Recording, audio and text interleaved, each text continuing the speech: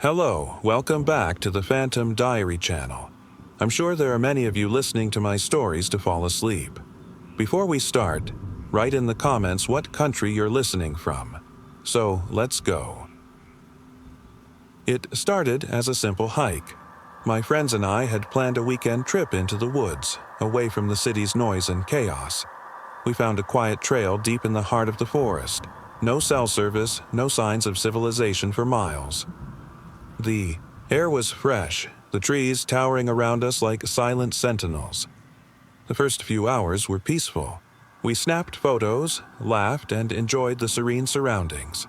But as the sun began to dip lower, casting long shadows, the atmosphere shifted. The forest felt older, darker. The chatter among us grew quieter, the smiles fading. The trail began to twist and turn, and the further we went, the less we recognized where we were. Every familiar marker, a fallen log, a stream we crossed earlier, had vanished. We were lost. Should we turn back? Jess asked, her voice uncertain. No, Ryan said confidently. Let's find a clearing and set up camp there. We can figure it out in the morning. The sun disappeared completely, plunging the forest into near-complete darkness. We lit a small campfire, its flickering light barely piercing the encroaching shadows. The sounds of the forest grew louder, whispers in the breeze, distant thuds of something moving through the underbrush. Every small noise made us jump. Stop messing around, I said, trying to keep my voice steady, but even I could hear how uneasy I sounded. We're not alone, Ryan admitted softly. He stood up, scanning the surrounding trees. There's something out there. We huddled closer to the fire, whispering in hushed tones. The cold seemed to seep into the very air, pressing down on us. The flickering flames cast strange, shifting shadows, and from time to time we could see shapes. Dark, fleeting figures, just beyond the light's reach. Suddenly, a voice broke through the night, a soft, echoing hum. It wasn't words exactly, but a haunting melody, weaving through the trees like a ghostly lullaby. My breath hitched, and I glanced around, my heart pounding. Stop it, Ryan said, though his voice trembled as well. The melody grew louder, more insistent. It wasn't just in our ears now. It seemed to come from everywhere, the air vibrating with the unnatural tune. The shadows around the fire flickered wildly, shifting into grotesque forms. Limbs too long, faces contorted in agony.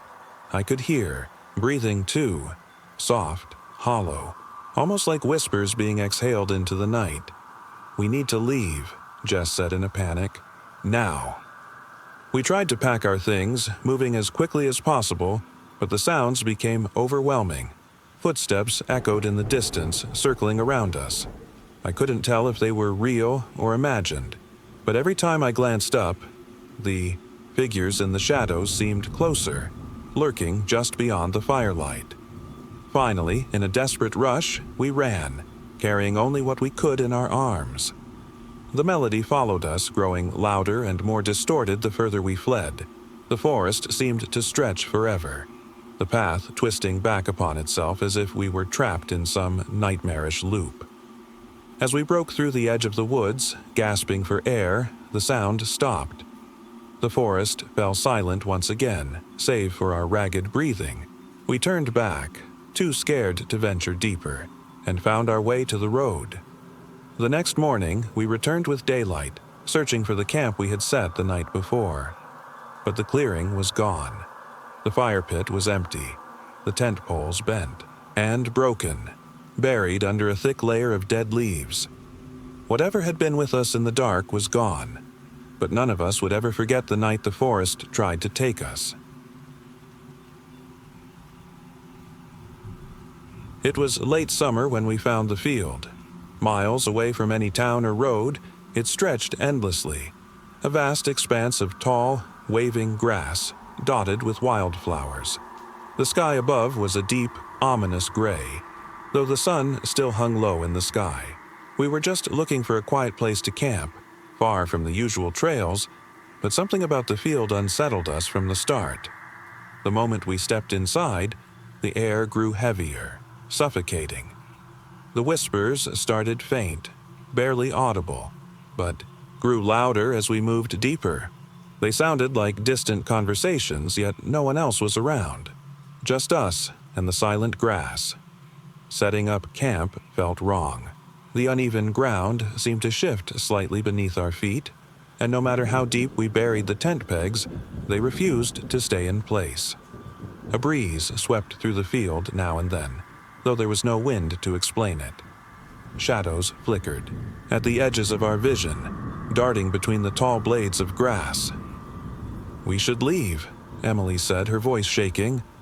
"Something isn't right here." "Relax," Mark replied, trying to sound confident. "It's just a field, nothing else." But as night fell, the atmosphere became suffocating. The whispers grew louder, like hundreds of voices murmuring in unison.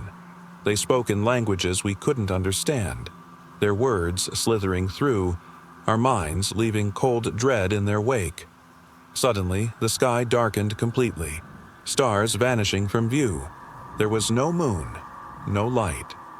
Only the grass, endless and shifting, as though it was alive, pressing in on us, circling us. "Something's watching," I whispered, though the words felt pointless. We could feel it, the presence that moved, just beyond the edges of reality, lurking within the grass. The tent began to tremble, its fabric rustling violently against unseen hands. Shadows rushed in all directions, pooling at our feet. Emily screamed as something brushed against her arm, a cold, bony touch, sharper than anything natural. She yanked back, but it followed her, creeping out from the grass, revealing nothing but a darkness that seemed to pulse with malevolence. "Run!" Mark yelled, grabbing my arm. We bolted, pushing through the choking weeds and tangled roots. Every step seemed heavier, as if the field itself was resisting our escape. Behind us, the whispers became shrill screams, a chorus of torment echoing through the void. We didn't stop until we reached the edge of the field, our breaths ragged, bodies trembling. When we turned around, the field was empty once more, silent, still, as if it had never held us at all.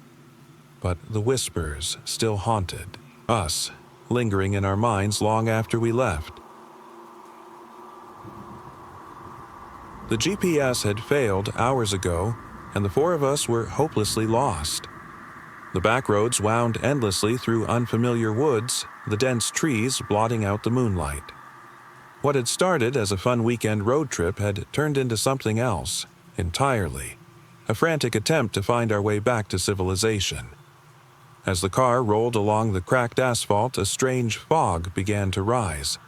It clung low to the ground, unnervingly thick, swallowing the road behind us. We hadn't passed another car in miles, and the deeper we went, the more the road seemed to deteriorate. Broken pavement, overgrown weeds creeping up the edges, and signs rusted beyond recognition. "Are we even going the right way?" Claire asked from the passenger seat, her voice strained. "I don't know," I admitted. "But turning back won't help. We have to keep going until we hit a main road." The others in the back, Mike and Tara, were unusually quiet. None of Idus said it aloud, but we all felt it. The oppressive weight of the woods pressing in, the silence broken only by the occasional snap of a branch in the darkness. After another hour of driving, we saw a sign. It was old, the paint faded, but it pointed to a town we'd never heard of. Relieved, we decided to follow it. The road narrowed as we continued, the trees growing denser until they seemed to form a tunnel around us. Then, the headlights flickered. "Did you see that?" Claire whispered. Before I could answer, the car stalled. The engine sputtered and died, leaving us in suffocating darkness. I turned the key again, but the car refused to start. Mike groaned from the back seat.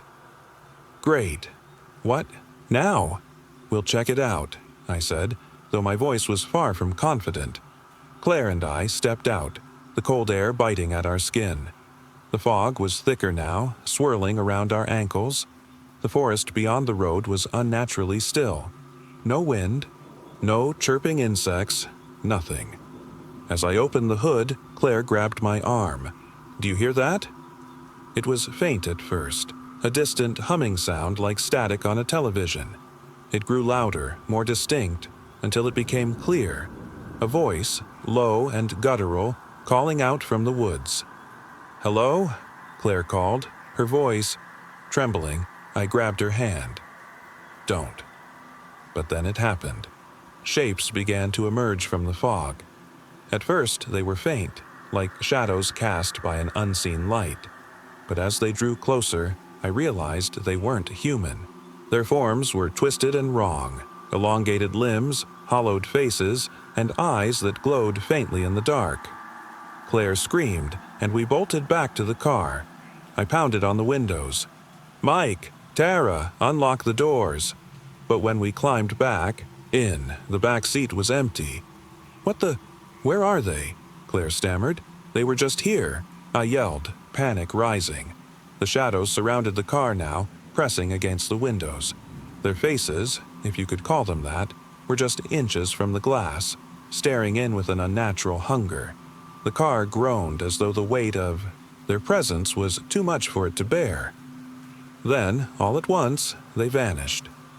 I turned the key in desperation, and the car roared to life. Without thinking, I floored the gas, swerving around the fog and speeding down the road. Claire clutched my arm, tears streaming down her face. "Where's Mike? Where's Tara?" "I don't know," I shouted. The road stretched on, endless and dark. We drove for what felt like hours, the forest never thinning, the fog never lifting. When we finally stopped, the car was nearly out of gas, and there was no sign of any town. We never found Mike or Tara. The police dismissed our story, chalking it up to exhaustion and stress. But Claire and I know the truth. Whatever we saw that night, it wasn't human. And sometimes, when I'm driving at night, I swear I see shapes in the fog, watching, waiting. It was a late autumn evening when we stumbled upon the quiet fields. We were driving back from a remote mountain town, seeking a place to rest for the night. The road had twisted and turned through dense forests and narrow valleys until finally opening into a vast expanse of farmland.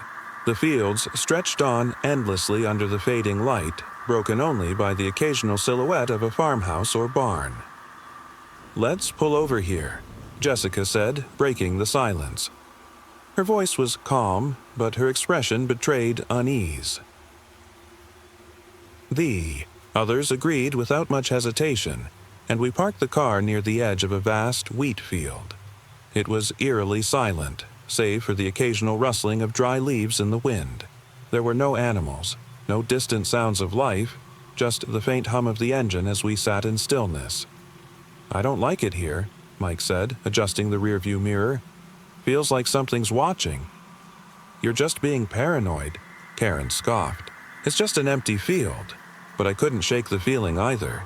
The air felt heavy, almost oppressive. We stepped out of the car, stretching and looking around. The sun had long set, and the horizon seemed to blur into the dark sky. Every shadow seemed deeper, as if the field swallowed the light itself. We set up camp near the edge of the field. The strange silence continued. There was no sound of animals, no wind chimes or rustling of leaves.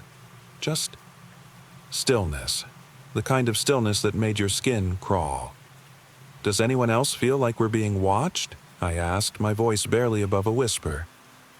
Jessica shivered and nodded, her eyes scanning the distance. "It's not just you." A soft breeze stirred the air, but there was something unnatural about it.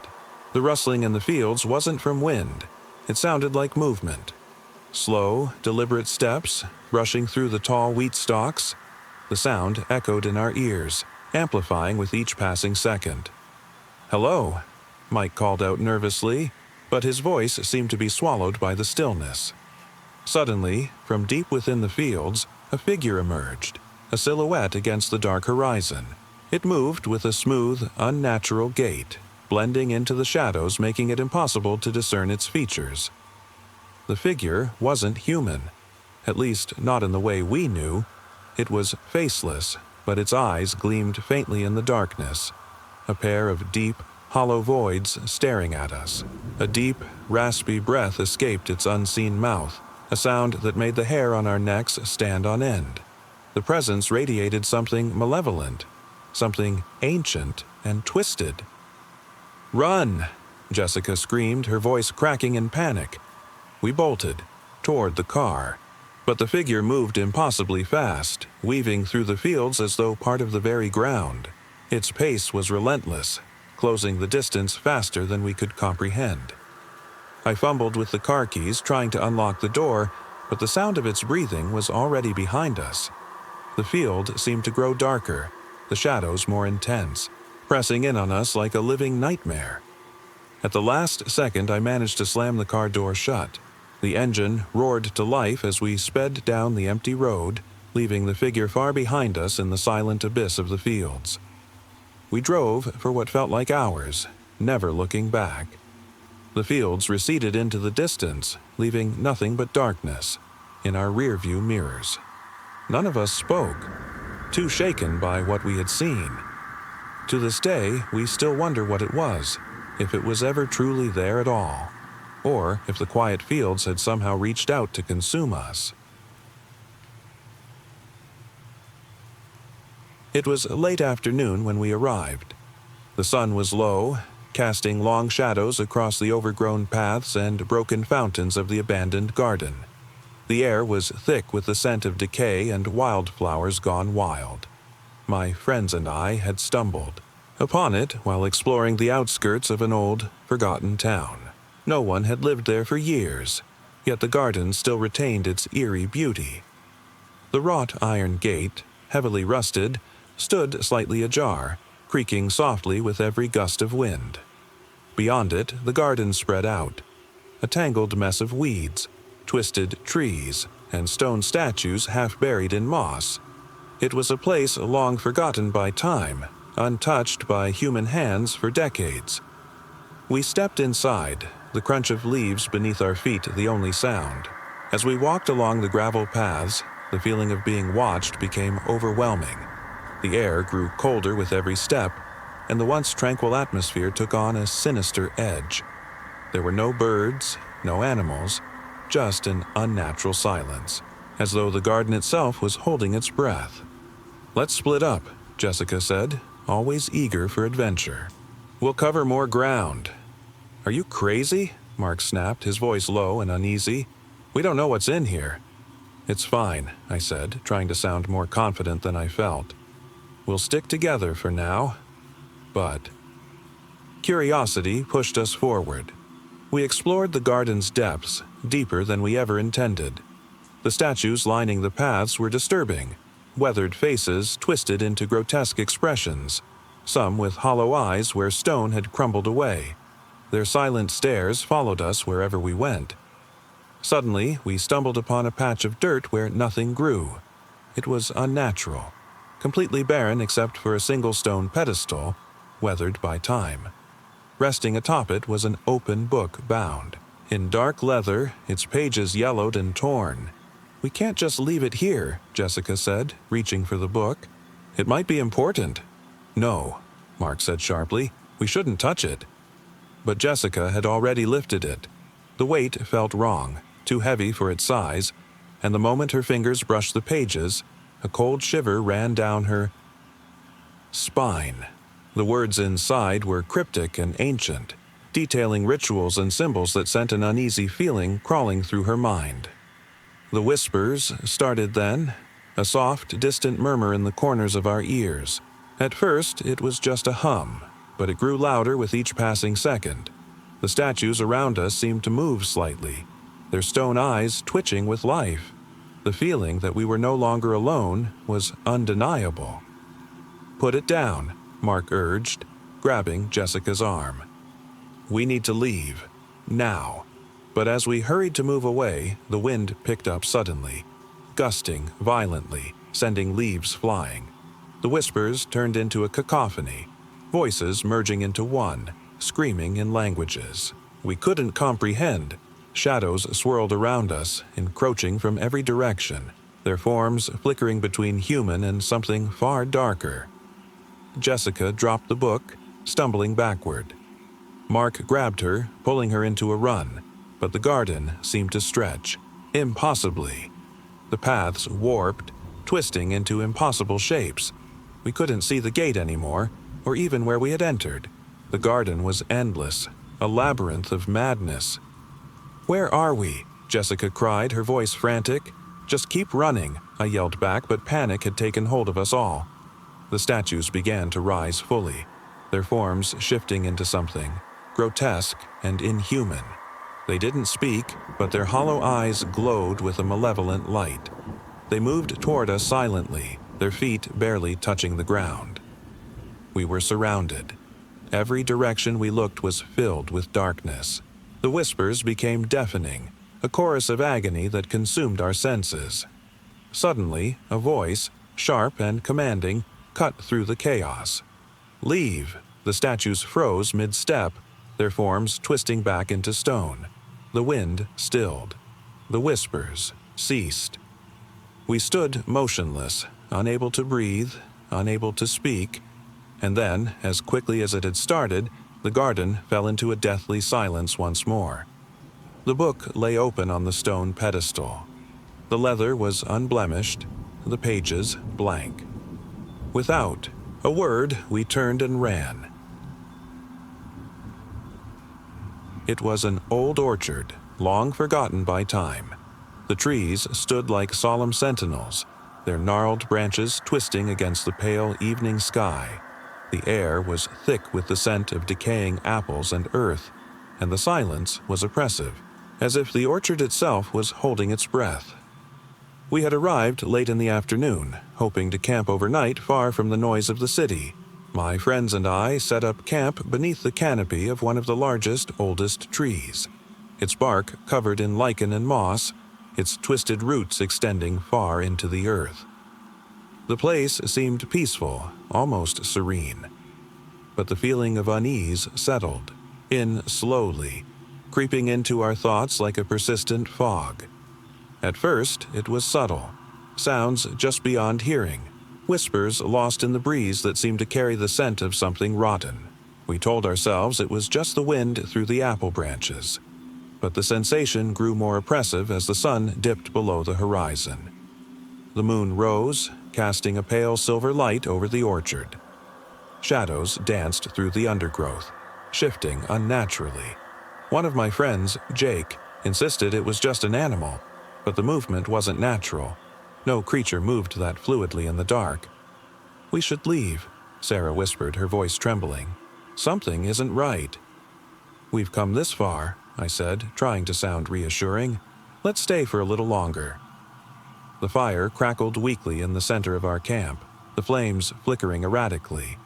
It was hard to keep it going, as though the orchard itself didn't want it to burn. The darkness pressed closer with each passing minute, the air becoming colder, suffocating. Then came the sound, the first real noise of the night, a low, sorrowful wail, carried on the wind. It was impossible to tell where it came from. One moment it was far off, and the next it seemed to surround us. The trees seemed to lean closer, their twisted branches forming grotesque shapes in the moonlight. "What the hell was that?" Mark whispered, eyes wide in the flickering firelight. "I don't know," I replied, my voice barely above a whisper. "But we need to get out of here. Now." The next noise was more chilling, a soft, childlike giggle, impossibly close to our tent. It echoed through the grove, reverberating between the ancient apple trees, twisting and mutating into something far darker. The giggles seemed to form words, muttered phrases we couldn't quite make out, but they were haunting, taunting. "It's in the trees," Jake choked out, his flashlight shaking in his grip. "Stay quiet," I warned. But the whispering intensified, blending into something sinister, impossibly twisted. Sarah screamed suddenly, pointing toward a figure, a shadow that moved faster than it should, have, weaving through the trunks like a living thing. Its features were indistinct, shrouded in the darkness, but its form was unnervingly unnatural. It had no face, just void-like blackness where a head should have been, and it moved closer, silently yet impossibly fast. "Run!" Mark shouted, grabbing Sarah's arm and pulling her toward the path we had entered from. The rest of us followed, our breath ragged as we fled, crashing through the underbrush. Behind us, the shadow slithered faster, its laughter echoing endlessly. The fire went out completely, leaving us in utter darkness. We couldn't hear the trees, the whispers, or the wails anymore, only our frantic breaths and the pounding of our feet on the earth. When we broke through the orchard's boundary, we stopped, panting and shaken. The silence returned, but this time it was peaceful, almost welcoming. The orchard was gone. There was nothing left but the fields beyond. We never spoke of that night again, but even now I sometimes hear the whispers, an eerie reminder that the orchard is still there, watching, always watching. It was a quiet weekend, the kind where we just wanted to get away from it all. My friends and I decided to hike through the woods, following a trail we found on an old map we stumbled upon. The weather was perfect. Clear skies, cool breeze, and the forest seemed peaceful, untouched by modern life. After several hours of walking, we came across a clearing. In the center stood a weathered, moss-covered well. Its wooden frame had splintered and rotted over the years, vines creeping up its sides like fingers reaching out from the earth. The well was deep, its surface covered by a thin layer of green water that shimmered unnaturally in the sunlight. "It's probably been here for decades," Sophie said, kneeling down to get a closer look. "No one's been here in a long time." Chris agreed, examining the stones that framed the well's opening. I stepped closer, the air around it feeling colder, heavier. It was oddly quiet, more so than the rest of the forest. The birdsong faded, leaving only the sound of our breathing, and the faint ripple of water in the well below. Suddenly, the surface of the water began to shift. Slowly at first, ripples spreading outward as if something beneath the surface was moving. A shadow passed across it, dark, shapeless, and then a voice. It was faint at first, a whisper, too quiet to make out. Then, clearer. "Get away." The voice wasn't human. It was hollow, metallic, like something long buried beneath the earth. I took a step back, my heart racing. "Did you hear that?" I whispered. Sophie and Chris exchanged uneasy glances, and neither said a word. The shadow in the water deepened, elongating, stretching toward the edges. A distorted reflection began to form. Eyes that weren't ours, mouths contorting into screams we couldn't hear. "We need to go," Chris said firmly, grabbing Sophie's arm. But the forest felt different now. The air was colder, the light dimmer. The well seemed to grow taller, the ground around it shifting beneath our feet. The whispers grew louder, filling the space with unintelligible murmurs that seeped into our very thoughts. "Don't look," Sophie cried, covering her ears. Chris pulled me away from the edge, but it felt as if the ground was pulling us toward the well. My vision blurred, and I couldn't shake the feeling of something dragging me closer, something old, something beneath the surface. Then, silence. The well was still. The whispers were gone. The shadow had disappeared. We stood there for a long moment, staring at the empty surface of the water. The forest returned to its usual sounds, birds, rustling leaves, but the unease lingered. That night, we camped far from the clearing, in a part of the woods where the shadows couldn't reach us. Even so, the whispers still haunted us, creeping into our dreams. It was supposed to be the perfect getaway, a weekend retreat at a secluded cabin perched on a cliff overlooking the ocean. My friends and I drove through winding, desolate roads for hours before finally reaching the edge of the cliffs. The air was crisp, filled with the scent of salt water, and the view was breathtaking. Yet something felt off. The cabin itself was old, wooden and weathered, surrounded by towering evergreens that seemed to press in on it. Inside, the floorboards creaked loudly under our steps, and the dim, flickering lanterns added to the unsettling atmosphere. The ocean could be seen through the large windows, vast and dark, stretching endlessly to the horizon.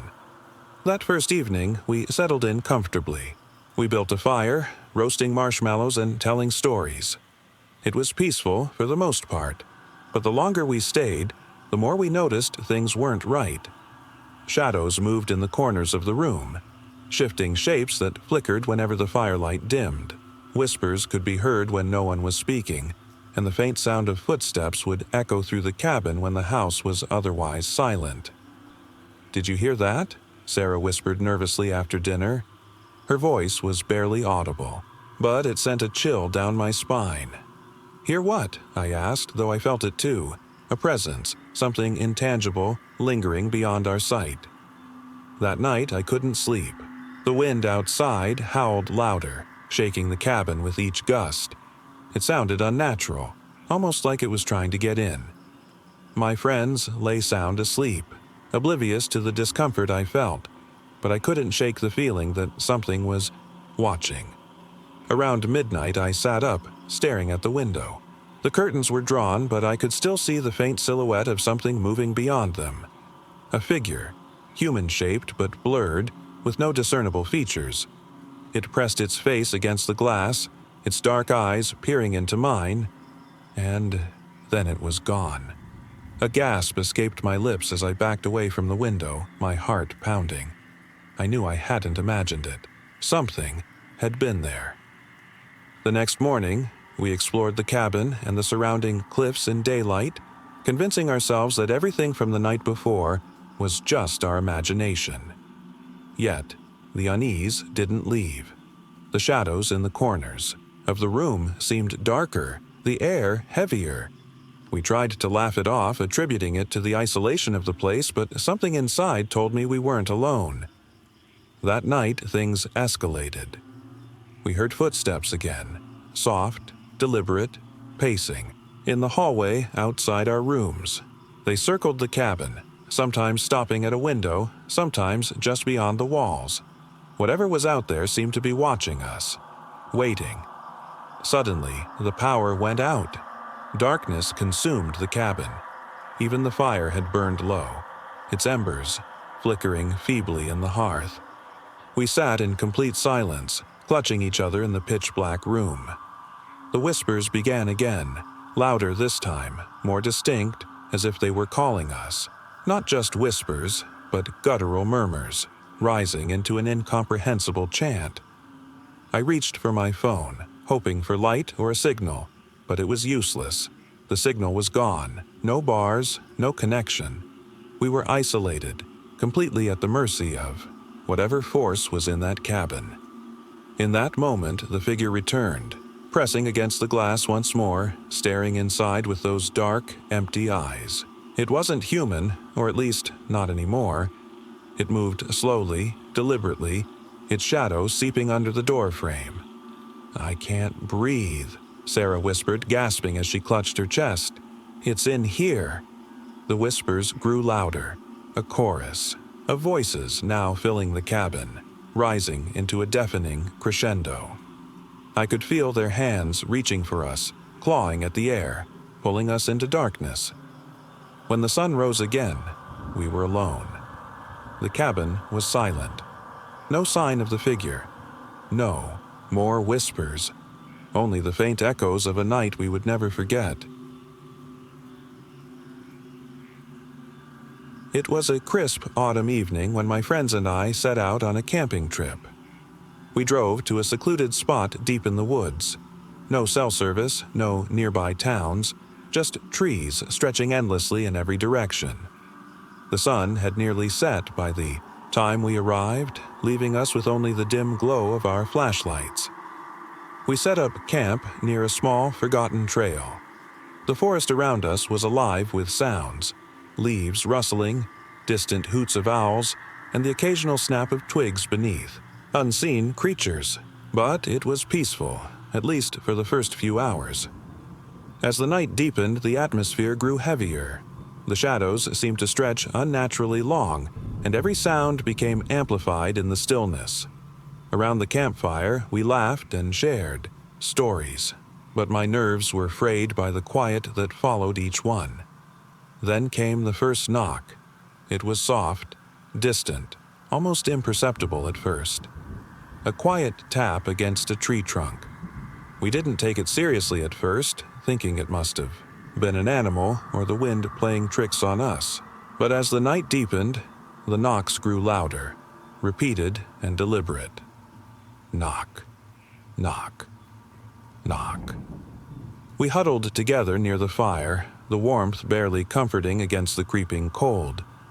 Every time the fire flickered, I thought I saw movement. In the trees, something watching us just beyond the edge of the light. My flashlight beam sliced through the darkness, revealing only shadows that seemed to shift as if following the beam. Maybe it's someone playing a prank, Sam suggested, though even his voice wavered. We all tried to brush it off, but the knocks continued. Closer now, steady and deliberate. Knock, knock, knock. Suddenly, our flashlights flickered and went out. We panicked, fumbling with them as we tried to reignite the beams. A cold wind swept through the clearing, howling louder than before, and in that moment of darkness we heard something else. Whispers. Voices. Quiet, guttural murmurs coming from the surrounding woods. They weren't animalistic or human, but something in between. The hair on my arms stood on end as the whispers grew louder, circling us, enveloping the campfire in an unnatural stillness. "Get back to the car," I managed to whisper, my voice shaking. The others didn't hesitate. We stumbled through the forest, desperate to reach safety. The knocks continued behind us, echoing through the trees, louder and faster with every step. When we finally broke through the underbrush and found the car, I spun around to check the woods. The clearing was silent once again. There was nothing there, just the still forest and the ghostly glow of our headlights. But I knew something had been watching us. Something far worse than we could comprehend. And it was still out there.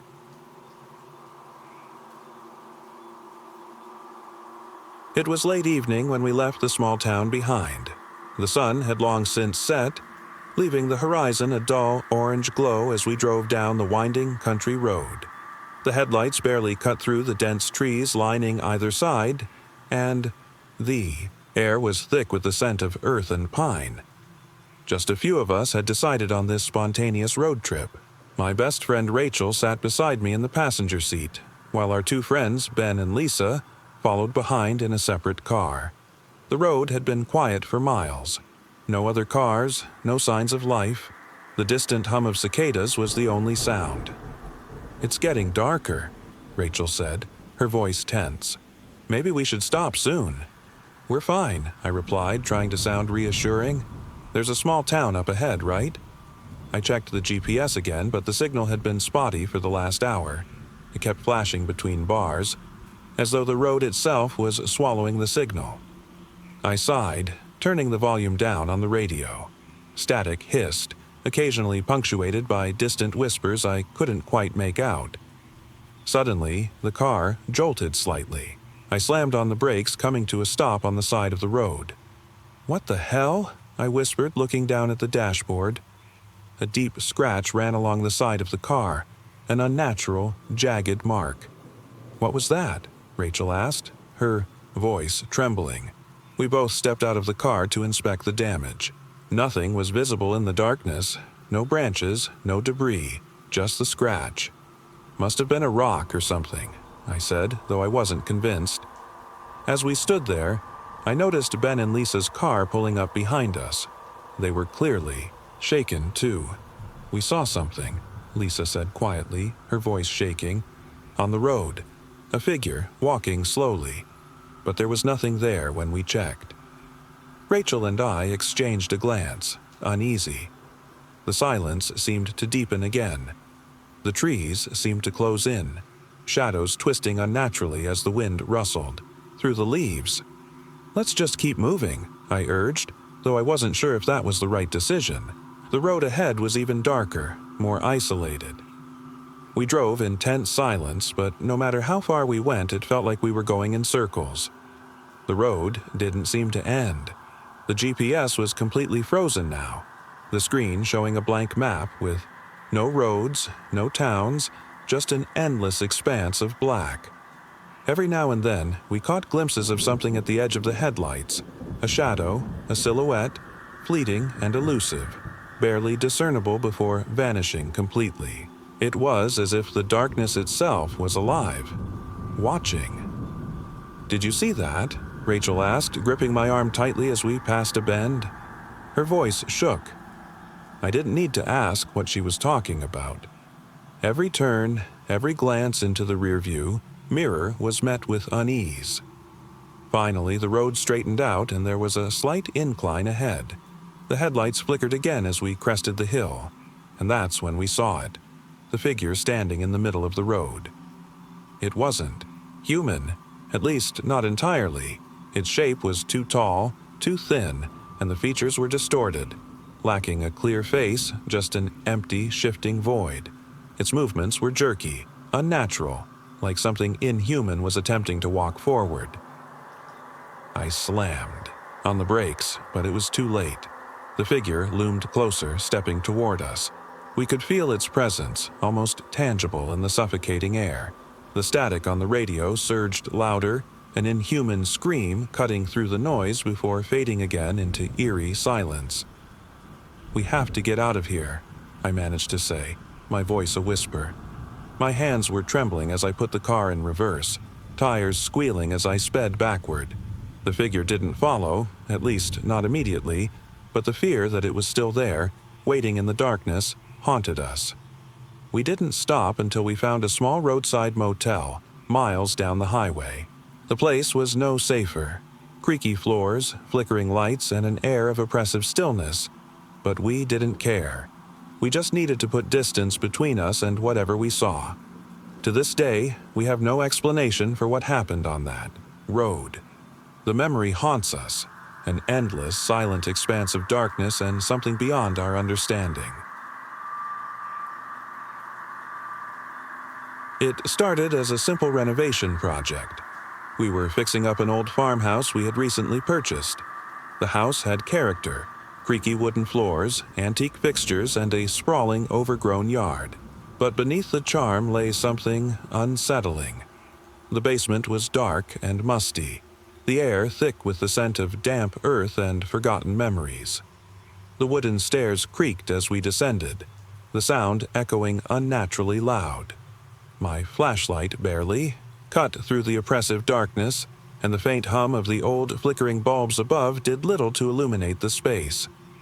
Boxes lined the walls, some filled with forgotten family heirlooms, others with items that hadn't been touched in decades. The deeper we went, the colder it became, until a shiver ran down my spine. It wasn't the kind of cold you feel when exposed to the elements. It was something more unnatural, something that settled in your bones. Then, in the farthest corner, we found it, a wooden door, unmarked, almost hidden by the layers of dust and cobwebs. The handle was rusted, nearly falling off when I touched it. My curiosity got the better of me. With a hesitant push, the door creaked open.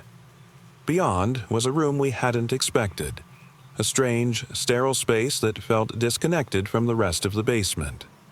The walls were lined with old medical equipment, iron examination tables, forgotten, syringes, and cabinets filled with jars of specimens preserved in formaldehyde. It looked more like a clinic from another era, abandoned and untouched by time. "That can't be right," Emily whispered, her voice trembling. My flashlight flickered, once more casting unsettling shadows against the walls. The glass containers held twisted, lifeless shapes. A malformed fetus, misshapen limbs, and something that looked far too human. The specimens seemed to pulse ever so slightly, like they were breathing, their glassy eyes reflecting back at us. "Let's "Get out of here," I urged, but as we turned to leave, the door slammed shut behind us with a deafening bang. The sound reverberated through the basement, trapping us in darkness. Whispers filled the air. Soft, guttural voices that seemed to come from the walls themselves. "Stay," they hissed. "Stay." Fear gripped us, our breaths coming in short, gasps as the air grew colder still. My flashlight was useless now, its beam barely illuminating the faint outlines of the grotesque figures in the jars. The whispers grew louder, morphing into something menacing, a chorus of voices, distorted and pleading. Suddenly, the medical equipment around us began to move. Tables shaking, cabinets sliding open on their own, and the jars tilting as if something, unseen, was shifting inside them. The specimens writhed, their features twisting into unnatural forms. I could barely scream as I felt something brush against my hand, a cold, bony finger wrapping around mine. In that moment, the voices screamed, inside my head, "You shouldn't have come here." The room dissolved into madness and darkness consumed everything. It was a long-forgotten train yard, nestled between rolling hills and overgrown fields. The sun had long since set, and the darkness of the night pressed in around us like a heavy shroud. My friends and I stumbled upon the site by accident. An old, rusted railway with derailed cars, long left to decay. Some were overturned, some had windows shattered, and most were missing parts of their sides, exposing the crumbling interiors. We had heard rumors of the place being haunted, but curiosity had led us here despite the warnings. "Just a bunch of kids' ghost stories," my friend Alex had said. "Nothing to be scared of." But as we ventured further into the rail yard, the air grew colder and the stillness became oppressive. There were no sounds, no birds, no insects, just the distant hum of wind through empty metal. We wandered deeper into the maze of rusted train cars, each one more desolate than the last. It was inside the second car we found something unusual. The floor had been stripped away in places, revealing a pit that descended into blackness. A crude ladder of broken metal hung halfway into the void. We shone our flashlights down into the darkness, but the light barely reached the bottom. "Should we check it out?" Emily whispered, her voice trembling. "Or is this something we shouldn't touch?" "I'm not climbing down there," John said firmly. "We don't know what's down there." Despite his words, the curiosity was too strong. Alex grabbed a loose piece of metal from the train and lowered it into the pit. The sound echoed unnaturally far, deep into the abyss. It felt endless. We all took a step back from the edge, the pit seeming to stretch far beyond what we could fathom. But that wasn't the worst part. As we moved, we noticed something strange. Scratches etched into the metal walls of the train car. Deep gouges, as if something had been dragged along them. They led all the way to the pit. "Who did this?" Sarah asked softly, her breath visible in the cold air. We couldn't answer her. There was no graffiti, no indication of vandalism. The scratches were deliberate, made with something sharp, something unnatural. Suddenly, a faint sound echoed from deeper within the train cars, a low whispering, unintelligible at first. It was soft, almost inaudible, yet it was persistent. Each time we moved, the whispers grew louder, circling us like a living presence. "Let's get out of here," Alex said, his voice trembling. "This isn't right." We hurried toward the exit, but as we reached the final car, the exit behind us slammed shut. The metal groaned with the force, sealing us inside. "Who the hell did that?" I shouted, frantic. "It wasn't any of us." We pounded on the doors, but they wouldn't budge. The whispers now filled the air, loud enough to make our ears ache. The scratching sounds began again, this time more frenzied, louder, clawing at the metal walls. "No, no, no!" Emily screamed, falling to her knees. "Stop!" Suddenly, through the flickering glow of our flashlights, we saw them. The shadows. Not just ordinary shapes, but grotesque, shifting forms. They emerged from the darkness, contorting, their hollow eyes fixed on us. There was no face, no discernible features, only black voids where they should have been. We could barely breathe. My legs gave out as the shadows closed in. The whispers intensified into a deafening cacophony, overwhelming us completely. Each shadow seemed to stretch its fingers toward us, their dark essence pressing against our skin. Then, I felt it, a cold, bony hand wrapped around my ankle, dragging me toward the abyss. Screaming, I fought to get free, clawing at the metal floor, but the grip was unyielding.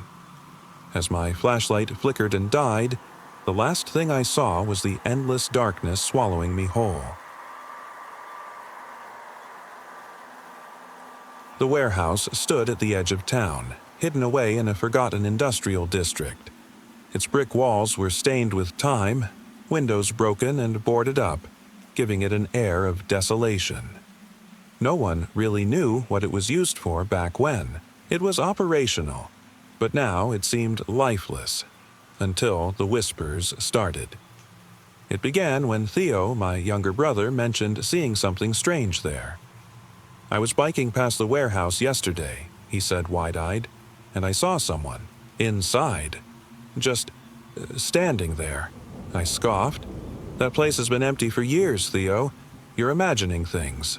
But as the days went on, more people began mentioning odd occurrences.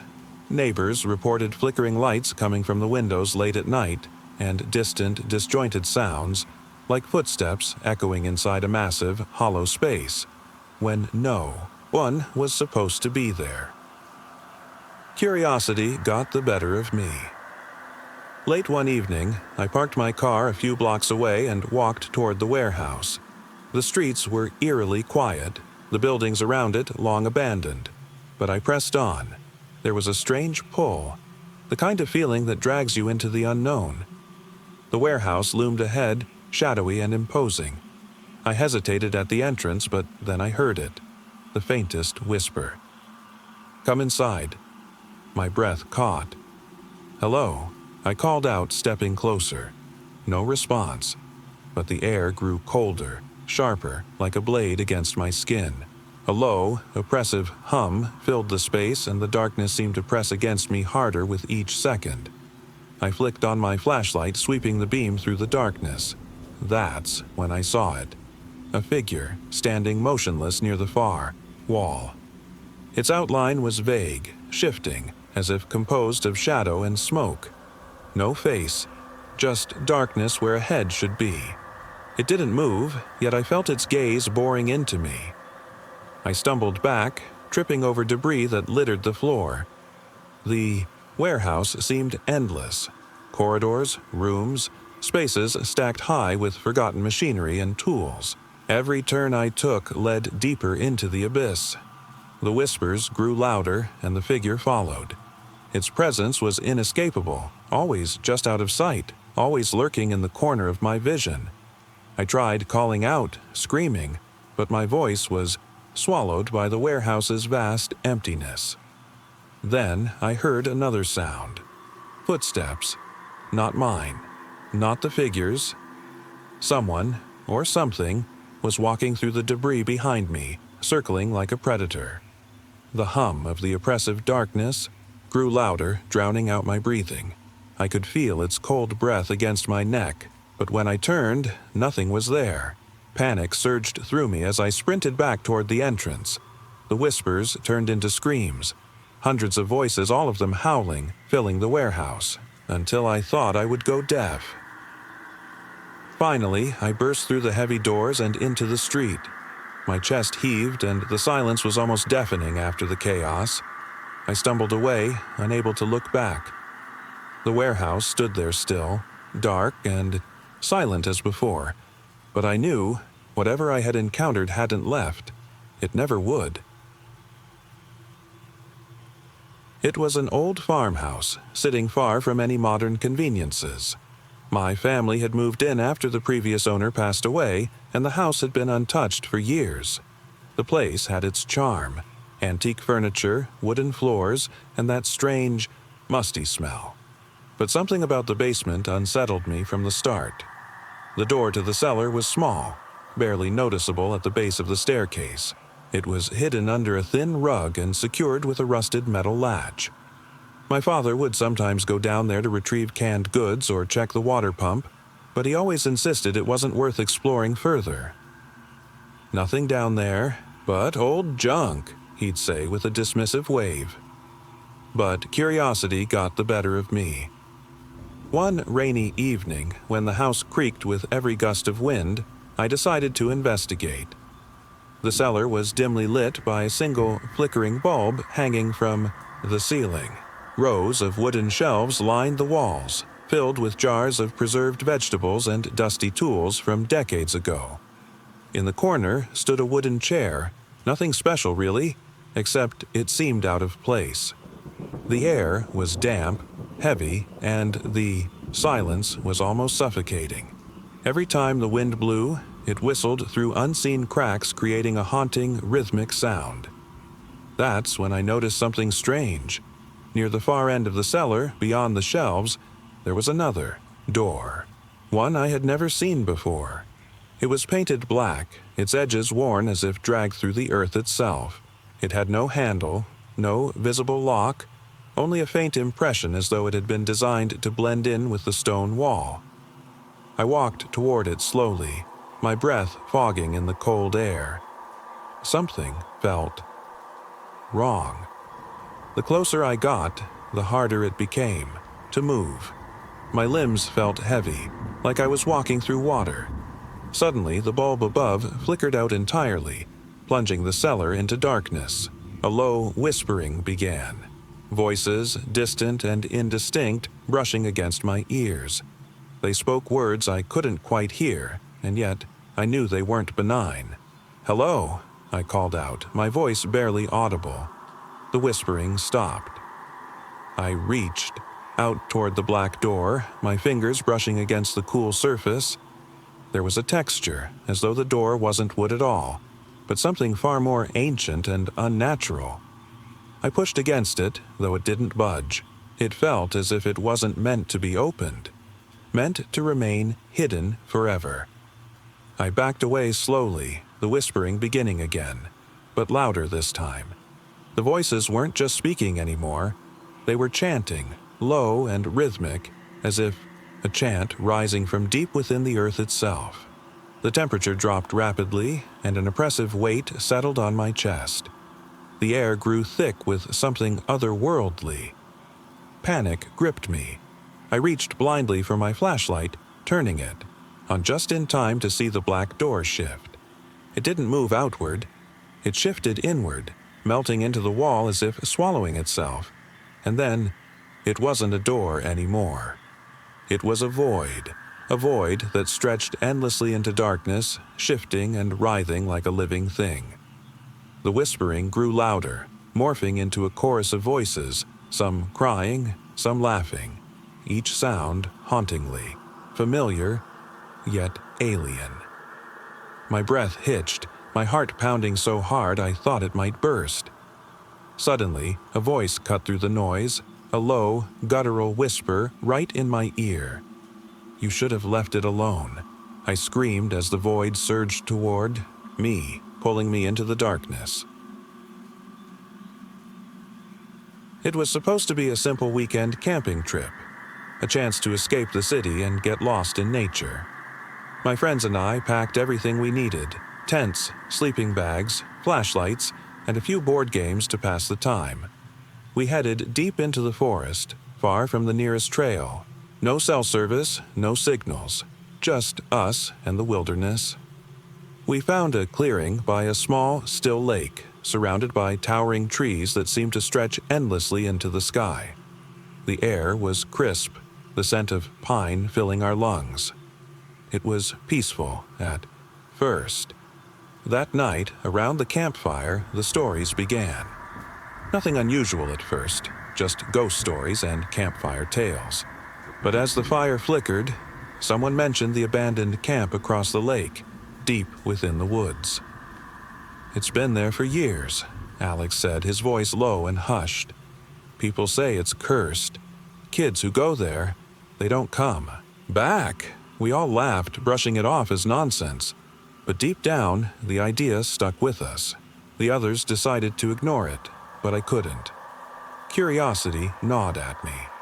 That same night, after everyone had settled into their tents, I grabbed my flashlight and slipped away from camp. The walk was eerie.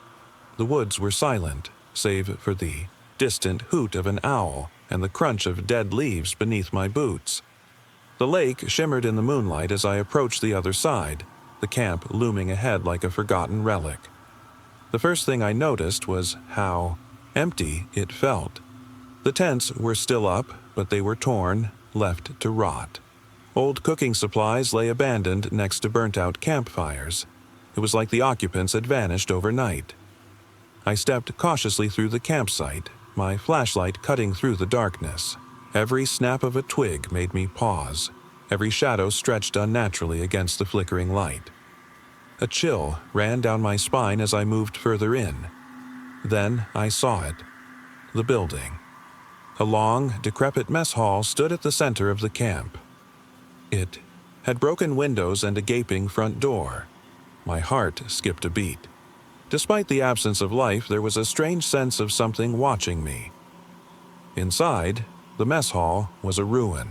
The tables had rotted away, the floor warped with decay.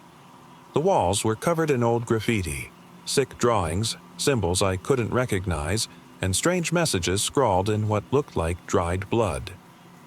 I moved cautiously through the mess hall, snapping photos with my camera. Each flash illuminated something more disturbing. Shadows flickering in the corners, faint whispers in the dark. My breath quickened. Then, the whispers became louder, more distinct. They sounded like children, soft, innocent voices, but their words were unsettling. "You shouldn't be here." I froze, the weight of the darkness pressing against my back. The whispers echoed in my head and every instinct told me to run, but my legs refused to move. I was trapped. Suddenly, a louder noise, a sharp cracking sound like someone stepping on a branch behind me. I turned, but the room was empty. No one was there. Still, the whispers continued, persistent, growing louder. I swung my flashlight around, desperate for a glimpse of anything. That's when I saw it. The faintest glimpse of a figure in the shadows. A child. Small, pale, with hollow eyes that seemed to peer directly into my soul. The figure didn't move, just stood there, silently watching from the darkness. My breath hitched. I snapped a photo without thinking, and when the flash went off, the child's face contorted, twisted into something grotesque and unnatural. Its smile was too wide, teeth too sharp. It opened its mouth in a silent scream. I bolted. The flashlight flickered and went dark, but I didn't stop running. Behind me, the whispers screamed louder, the child's figure darting from shadow to shadow. I crashed through trees, the forest closing in around me. Just when I thought I couldn't run any further, I saw the lake. The shore was a blur in the moonlight, but my tent was in sight. My friends were still there, safe, breathing. I fell into camp, gasping for air. They were startled, but I couldn't explain it. I didn't need to. The fear was still etched into my mind. I didn't sleep that night. None of us did. The next morning, we packed up quickly and left the forest. As we drove away, I glanced back at the distant lake, and in the reflection, I saw something that made my blood run cold. The figure stood at the edge of the water. The child, watching us, smiling. It was just another quiet town with a forgotten past. The old library had been sealed off for decades. Everyone knew the stories, the whispers about the bookshelves that seemed to move, the strange symbols found in ancient texts, and the chilling presence that kept people away. I had always been curious, but never brave enough. Until now. It was a challenge more than anything, a dare from my friends. They didn't believe the rumors, and neither did I, at first, but curiosity got the better of me. So, alone, I ventured. Inside, the air was thick with dust and the scent of old paper. The building felt ancient, the wood creaking beneath my every step. Dim sunlight filtered through the grime-covered windows, casting eerie shadows across the floor. Silence. Complete and absolute silence. The first floor was empty. Just rows upon rows of forgotten books, their spines cracked and curling, some toppled over as if abandoned mid-sentence. I wandered deeper into the library, past the reference section and into the archives where the real history was kept. That's where things began to feel strange. Each room I entered seemed smaller, more cramped.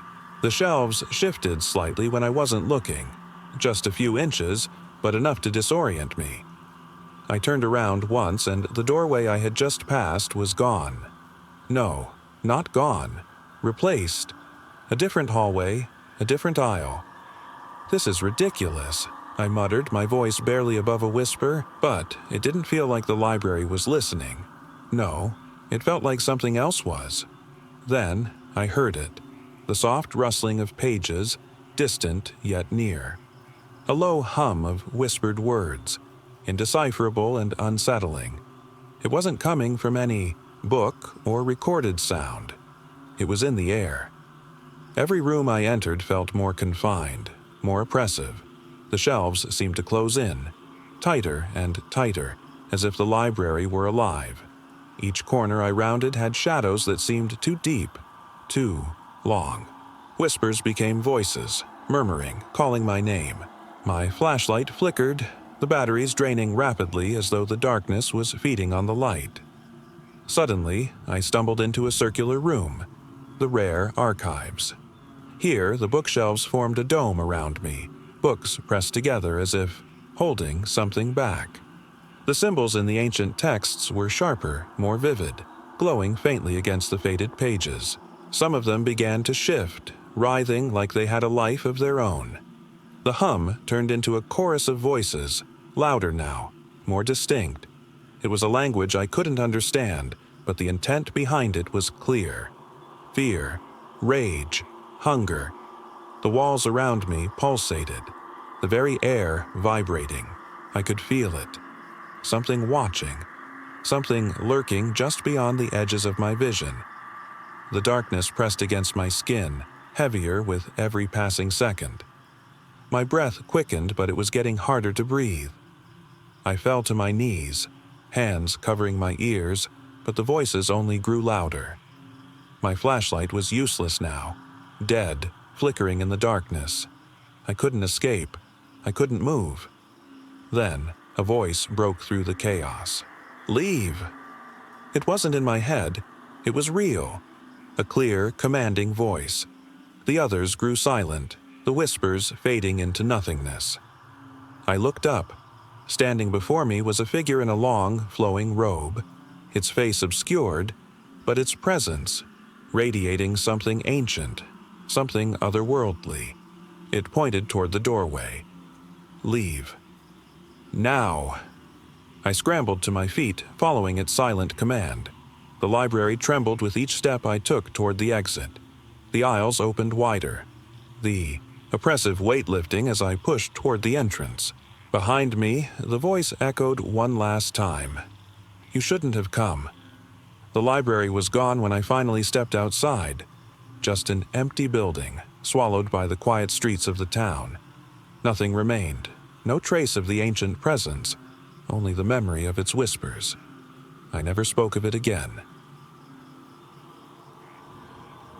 It had been years since the last train passed through the old station. Once bustling with life, the platform now sat in eerie silence, overgrown with weeds and shadows. The station had been abandoned for decades, its once vibrant tiles cracked and peeling, walls stained with the passage of time. My friend Alex and I had heard the stories, the rumors of strange sounds echoing down the tunnels, phantom trains that disappeared mid-run, and whispers that came from empty platforms. We had dismissed them as local ghost tales, but curiosity had won out. The station had no electricity. Only the dim light from our flashlights cut through the overwhelming darkness. We walked along the platform, the wooden boards creaking beneath. Our feet louder than we expected in the stillness. The air was thick, carrying an unnatural chill, and every sound was amplified. The shuffle of our shoes, the distant hum of silence. Suddenly, Alex stopped. "Did you hear that?" "Hear what?" I asked, turning to face him. "There," he whispered, motioning toward the end of the platform. A voice, just breathing. I strained to listen, but there was only silence. No, it wasn't silence. It was something heavier, something oppressive. The darkness seemed alive, shifting subtly with each passing second. We continued forward cautiously. The next platform was only a few steps ahead, but the moment we crossed into it, the air thickened. The flashlight's beam flickered, catching glimpses of faces in the corners, blurred, shadowy faces that dissolved when we turned toward them. Alex whispered again, "They're watching." I shook my head, trying to dismiss the creeping fear. But I could feel it too, eyes on us from the dark corners of the station. Shadows seemed to twist and shift in ways unnatural. "Let's keep moving," I urged. "We'll be fine if we don't stop." But as we approached the third platform, something changed. The platform itself seemed longer than it should be, a trick of the eye. The air grew heavier and the whispers grew louder. They weren't just sounds now. They were voices, faint and fragmented, murmuring things we couldn't quite understand. "Stop," Alex hissed. "I don't think we should be here anymore." "It's just in your head," I said, though my voice wavered. "Let's just get to the end of the platform." The end was closer than we realized. I shone my flashlight down the tracks, only to realize there were no train tracks, only darkness. Blackness that stretched beyond the reach of light, a bottomless void where nothing existed, not even the floor of the station. Where are we?" Alex stammered, his voice shaking. Suddenly, a figure emerged from the blackness, a tall, slender silhouette. It moved silently, smoothly, as though gliding across the void. Its face was indistinct, a shadow without features, and its arms were elongated, reaching toward us in slow, unnatural motions. "Run!" I yelled, grabbing Alex's arm. We sprinted back toward the main platform, but the figure kept pace. It didn't move quickly. It didn't need to. Its presence enveloped the space around us, pressing down on us with a suffocating force. The whispers turned into screams, each one more terrifying than the last.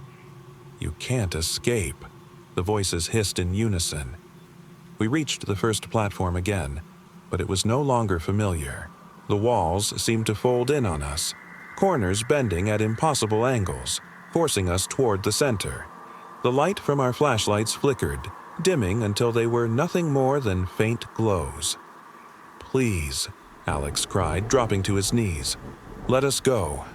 But the figure was upon us now, its shadowy form eclipsing everything else. I tried to scream, but no sound escaped.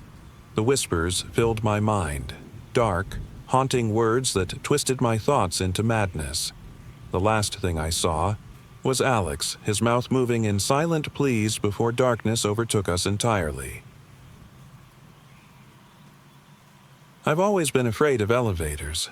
The idea of being trapped in a small enclosed space with no way out just unnerved me.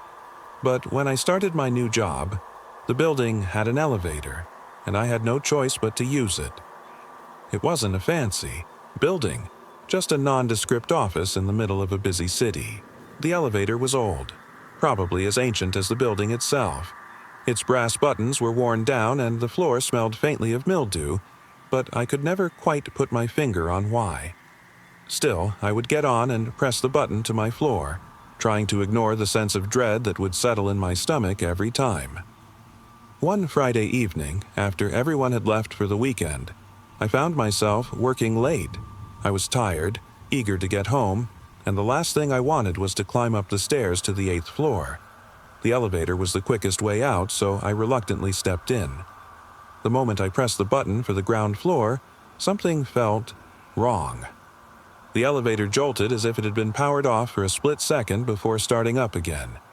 I brushed it off as a malfunction, nothing to worry about. But then it stopped. It wasn't supposed to stop. The elevator had passed several floors before it abruptly came to a halt between the third and fourth floors. I pressed the emergency button, but the light blinked red and nothing happened. I tried the phone, but the line was dead. I could hear nothing but the faint hum of the elevator's machinery. I took a deep breath and tried to calm myself, pushing aside the growing panic. Minutes passed. Maybe 10, maybe 20. I don't know how long I sat there staring at the faded, chipped doors in front of me. I thought about what to do next, but I was too paralyzed to act. Just as I began to gather the strength to press the emergency button again, the elevator moved. It didn't start from the third floor where it had stopped. It shot straight down, far faster than it should have been able to, shaking violently as it went. I screamed and grabbed the sides of the walls, my heart hammering against my chest. The elevator finally screeched to a halt with such force that it threw me against the back wall. I was dazed but unharmed. But when I opened my eyes, something was different. The lights flickered before settling into a low, sickly yellow glow. The buttons were different now. There were more of them. A whole new row that hadn't been there before. I pressed the button for the ground floor again, but the light didn't turn on. I tried to press a few other buttons, but none lit up. The elevator remained still. The doors suddenly slid open, but what I saw on the other side made my blood run cold. It wasn't the building's lobby. It wasn't even the floor I'd last seen before entering the elevator. It was a hallway. A hallway I didn't recognize. The walls were dark, the paint peeling, and there was a low buzzing sound that seemed to come from nowhere. The fluorescent lights overhead flickered erratically. Didn't know where I was. I knew the building, and this wasn't part of it. My breath caught in my throat as I instinctively stepped out of the elevator. The second I crossed the threshold, the doors slammed shut behind me, and I heard the unmistakable sound of the elevator descending again. I panicked. I tried the door, but it was locked. I knocked on the walls, yelling for help, but it was useless. There was nothing. No sound, no movement, just the buzzing lights and the oppressive silence. Then I heard footsteps. They weren't my own. The footsteps were slow, deliberate, growing louder with every passing second. My heart pounded in my chest. I turned to run back to the elevator, but before I could reach it, the doors opened again. This time, there was no strange hallway, no unfamiliar setting, just the regular lobby. The normal lobby I knew, the familiar beige carpet, the soft hum of the air conditioning, and the sound of the building's entrance doors opening and closing in the distance. I stepped into the elevator, my legs shaky, trying to make sense of what had just happened. I pushed the button for the ground floor. The elevator moved smoothly this time, as if nothing was wrong. When the doors opened on the ground floor, I was met with a completely normal lobby, bustling with employees and visitors as if the entire evening had been a figment of my imagination. But as I stepped out, I noticed something chilling. There, in the corner of the room, just behind the reception desk, was the same elevator I had just taken. And standing inside it was a figure, staring directly at me with empty eyes. I froze, my heart racing. The figure was me. The museum was old, centuries old, abandoned for years. The city forgot about it, lost beneath modern developments, hidden from view. My friend Jacob and I stumbled upon it by chance. A broken gate, the remains of a crumbling facade. Intrigued, we decided to explore, fueled by the thrill of something forgotten. Inside, the air was thick, stale with the scent of rotten dust. Dim, flickering lights guided our way through the long halls lined with forgotten artifacts. Statues, paintings, and ancient relics were scattered throughout, but something about the place felt off. It wasn't just the dust or the mold, it was the silence. the oppressive stillness. The only sounds were the echoes of our footsteps, amplified by the empty corridors. Jacob whispered, "This feels wrong." I nodded, but my voice caught in my throat. It was more than wrong. It was unnatural. In the farthest hall, we stumbled upon a room, its door ajar. Inside, the walls were lined with mirrors. Not simple mirrors, though. These were cracked, distorted reflections of the museum itself, twisted, warped beyond recognition. Some showed glimpses of other places entirely, places we couldn't comprehend. We moved cautiously, avoiding the mirrors as though they were alive. In the center of the room sat a pedestal, empty save for a single object, a black, weathered book. It was ancient, covered in symbols we couldn't read. Every time we moved closer, an eerie chill seemed to settle over us, sapping the warmth from the air. Jacob ran his fingers over the symbols. This isn't normal." "No," I whispered. "We should leave." But something kept us, rooted in place. I felt the weight of the room pressing down on me, the oppressive silence turning into something almost alive. The mirrors flickered, and for a moment, I saw something in the reflection, a figure standing behind us. The room itself seemed to pulse with energy, as though it was feeding on our presence. "Run," I managed to say, but my voice was hoarse. Jacob tried to pull me away, but the book trembled on its pedestal, and suddenly, the mirrors shattered, in unison, sharp, piercing cracks that echoed through the room. I stumbled back, covering my ears, but it was as though the sound went straight through me. In the fragments of the mirrors, I saw them. Faces, dozens of them. Distorted, screaming faces that didn't belong to the past or the present. They filled the glass, mouths open in silent torment, their eyes hollow and empty. Jacob fell to his knees, overwhelmed by the sheer terror. "They're here," he gasped. "They're watching." Suddenly, the mirrors moved. Not physically, but they seemed alive, shifting slowly, always reflecting something new. Faces began to press through the glass, hands reaching out, clawing.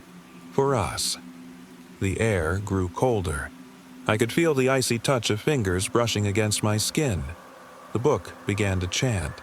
Low, guttural whispers in an ancient language. The words twisted in the air, wrapping around us like a noose.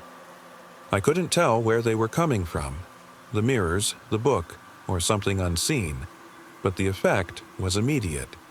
My vision blurred, and I felt as if the world itself was folding inward. "Leave," I cried, but my voice was drowned by the chanting, and then there was nothing but darkness. It was an old house, one that had been abandoned for years. My friends and I had been dared to spend the night, and while I was skeptical, the allure of a night of horror was too much to resist.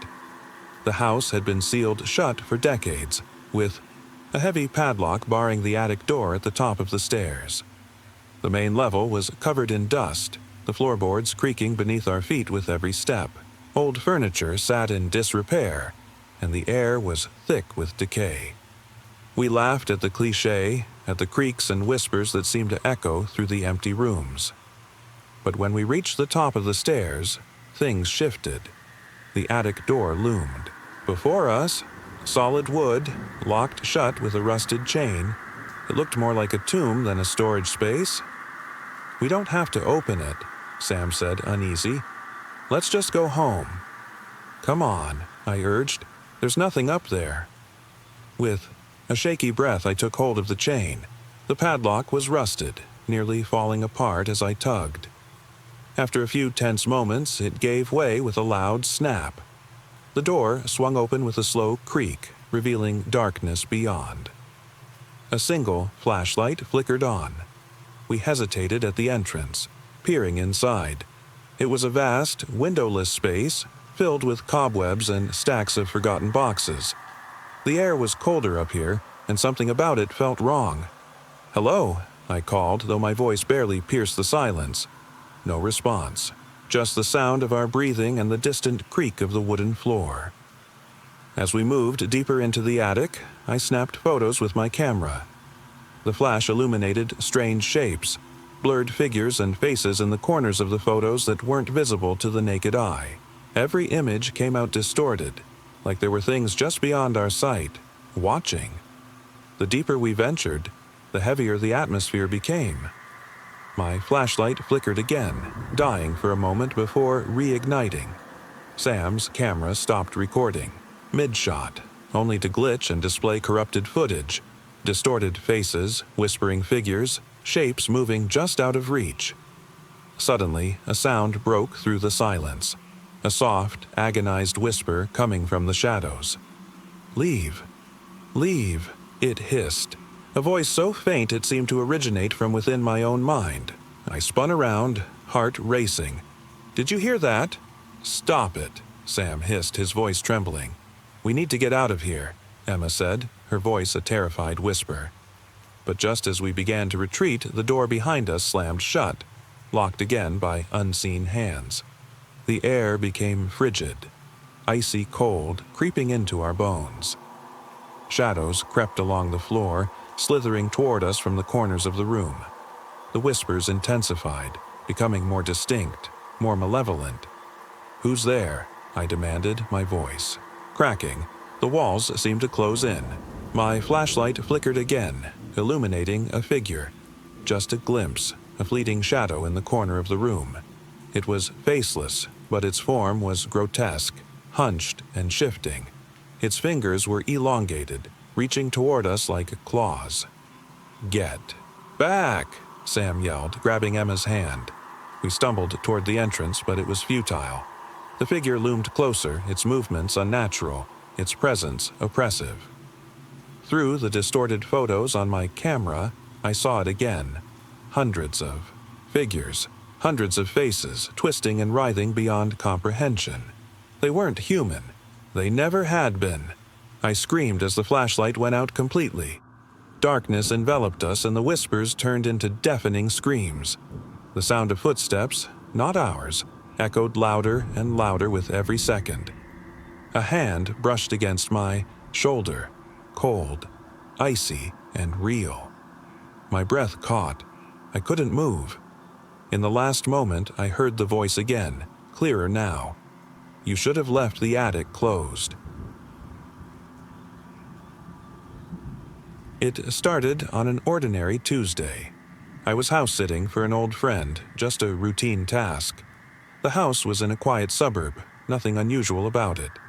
My friend had asked me to stay for a few days while they were out of town, and the idea of having a large, empty house all to myself seemed like a peaceful escape from the usual noise of the city. The house wasn't particularly old, but it had a strange, faded charm. The walls were lined with family photos that had begun to yellow with age, and the faint scent of lavender lingered in the air. It was well kept, but I couldn't shake the feeling that something wasn't quite right. The silence was too heavy, too deliberate, as if the house was holding its breath. On the first night, I kept the lights on. The silence felt oppressive, and I couldn't bring myself to wander through the darkened hallways. But by the second night, curiosity got the better of me. The house felt strangely familiar, like I had been there before, though I knew I hadn't. As I roamed through the dimly lit rooms, I couldn't ignore the feeling that someone was watching me. Every corner I turned seemed just a little too shadowy. That's when I noticed the whispers. They started faint, barely audible, like they were carried on the wind. I figured it was just the house settling, but as the night wore on, the whispers grew louder. They seemed to come from the walls, but whenever I pressed my ear to them, they stopped. It was as if the house itself was trying to speak, only to fall silent when I paid attention. By the third night, the whispers had become impossible to ignore. They echoed through the house, now distinct words, soft, chilling, and indecipherable. I kept moving from room to room, but no matter how far I walked, they followed. It felt as though the house had come alive, consumed by some unseen force. Then, around midnight, the lights flickered and died. Panic shot through me as I realized the house was plunged into darkness. I fumbled for my phone to call for help, but my signal was gone. I was cut off from the world. Suddenly, I heard footsteps. Slow, deliberate, echoing down the hallway. I stood frozen, my heart thudding in my chest. The footsteps weren't like any I'd ever heard. No one walks like that. It was as if whoever, or whatever, was making those sounds didn't have legs.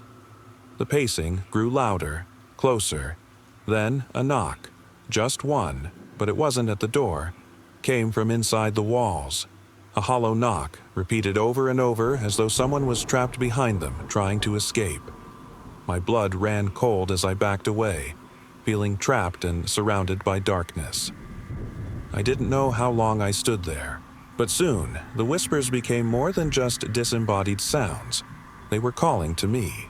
They seemed to come from all around, each word spoken clearer than before. "Let us out," they pleaded. "Please, help us." In a moment of sheer terror, I bolted for the front door. I didn't care about the force keeping me there. I had to escape. But as I unlocked the door and pushed it open, I realized it wasn't my front door. The house I was standing in wasn't the one I had entered. I had stepped into a house identical to the one I had come from. Same layout, same old photos on the walls. But something was different. The air was colder, the silence deeper, and the whispers had followed me, now louder and more desperate. I didn't dare go back inside. Instead, I ran into the night, my breath clouding in the freezing air. The whispers still echo in my mind. Each word burned into my memory. And even though I made it out, I know the house isn't done with me. Sometimes I hear those whispers in my sleep. They're never far. They're still calling. It started on an ordinary evening, one that seemed destined to be nothing more than a quiet night at home. My apartment overlooked a busy city street, the kind of place where the noise never truly stops. The glow from streetlights and the distant hum of traffic usually provided a sense of safety, but that night was different. It was nearing midnight, and I was sitting on the couch, flicking through channels, unable to focus on any one thing. A low rumble of thunder rumbled in the distance, barely audible over the city's usual buzz. I paused, glancing out the window. The sky was dark, the clouds heavy, but the rain hadn't begun yet. The apartment felt empty, the only sound being the occasional creak of the old floorboards. I figured I'd be heading to bed soon when there was a faint knock at the door. At first I dismissed it as nothing, but then it came again, soft, almost hesitant. My heart skipped a beat. I stood, my hands clammy, and approached the door cautiously. No one usually comes knocking at midnight in the city. I peeked through the peephole. Nothing but darkness. No figure, no silhouette. Just the empty hallway. Maybe it was a neighbor, I reasoned. Someone lost or needing help. I opened the door a crack, but there was no one there. Just the quiet of the hallway. I locked the door again, shrugging it off. Maybe someone had gotten the wrong apartment. I turned back to the couch, but the unease stuck to me like a second skin. I tried to ignore it, focusing on the muted glow of the TV, but the nagging sensation of being watched refused to leave. A few minutes passed, and I heard it again, knocking, but this time it was different. It was slower, more deliberate, like someone was trying to make sure I heard it. I gritted my teeth and went back to the door, this time standing farther back as I looked through the peephole. The hallway was empty as far as I could see, but now there was a faint outline, barely visible against the dim light from the street. A figure, motionless, standing at the far end. I could barely make out the details, but I knew it wasn't moving. My breath caught in my throat. I stared at the figure, unable to look away. The knock came again, 3 distinct hollow raps. The figure didn't move. It stood there, still as a statue, as though waiting for something. Terror gripped me. I didn't know what to do. Calling the police seemed useless. What could they do? Tell me there's someone outside who won't leave? I backed away from the door, my body trembling. The knocking continued, slower now, as though the person, or whatever it was inching closer. The figure in the hallway remained, unmoving. Then, silence. The knocking stopped. I didn't hear it leave. I didn't hear footsteps retreating. It was just gone. The silence stretched out for what felt like hours. I waited, holding my breath, my back pressed against the wall. Eventually, I mustered the courage to peek through the blinds, but the hallway was empty. Still, the feeling of being watched remained. I didn't sleep that night. I couldn't. Every time I closed my eyes, I saw the figure standing there, waiting, motionless. Even now, years later, I sometimes wonder if it's still out there waiting for someone, just not me. We always thought the old factory was abandoned. It stood at the edge of town, looming in the distance like a silent monument to forgotten industry. Once a hub of activity, it had fallen into disrepair years ago. The windows shattered and its metal framework rusted. The locals avoided it, rumors swirling about strange occurrences inside, but no one had dared venture close in years. One evening, my friends and I, 3 of us, decided to explore. We were bored, restless, and curious. The old factory loomed, far above the landscape, casting long shadows beneath its towering walls. It was eerie, the kind of place that seemed trapped in a forgotten past. We told ourselves it was just old, dilapidated, nothing more. As we approached, the silence was deafening. The air felt heavy, thick with something we couldn't quite identify. The closer we got, the colder the breeze seemed to grow, slipping through our jackets, turning our breath to mist.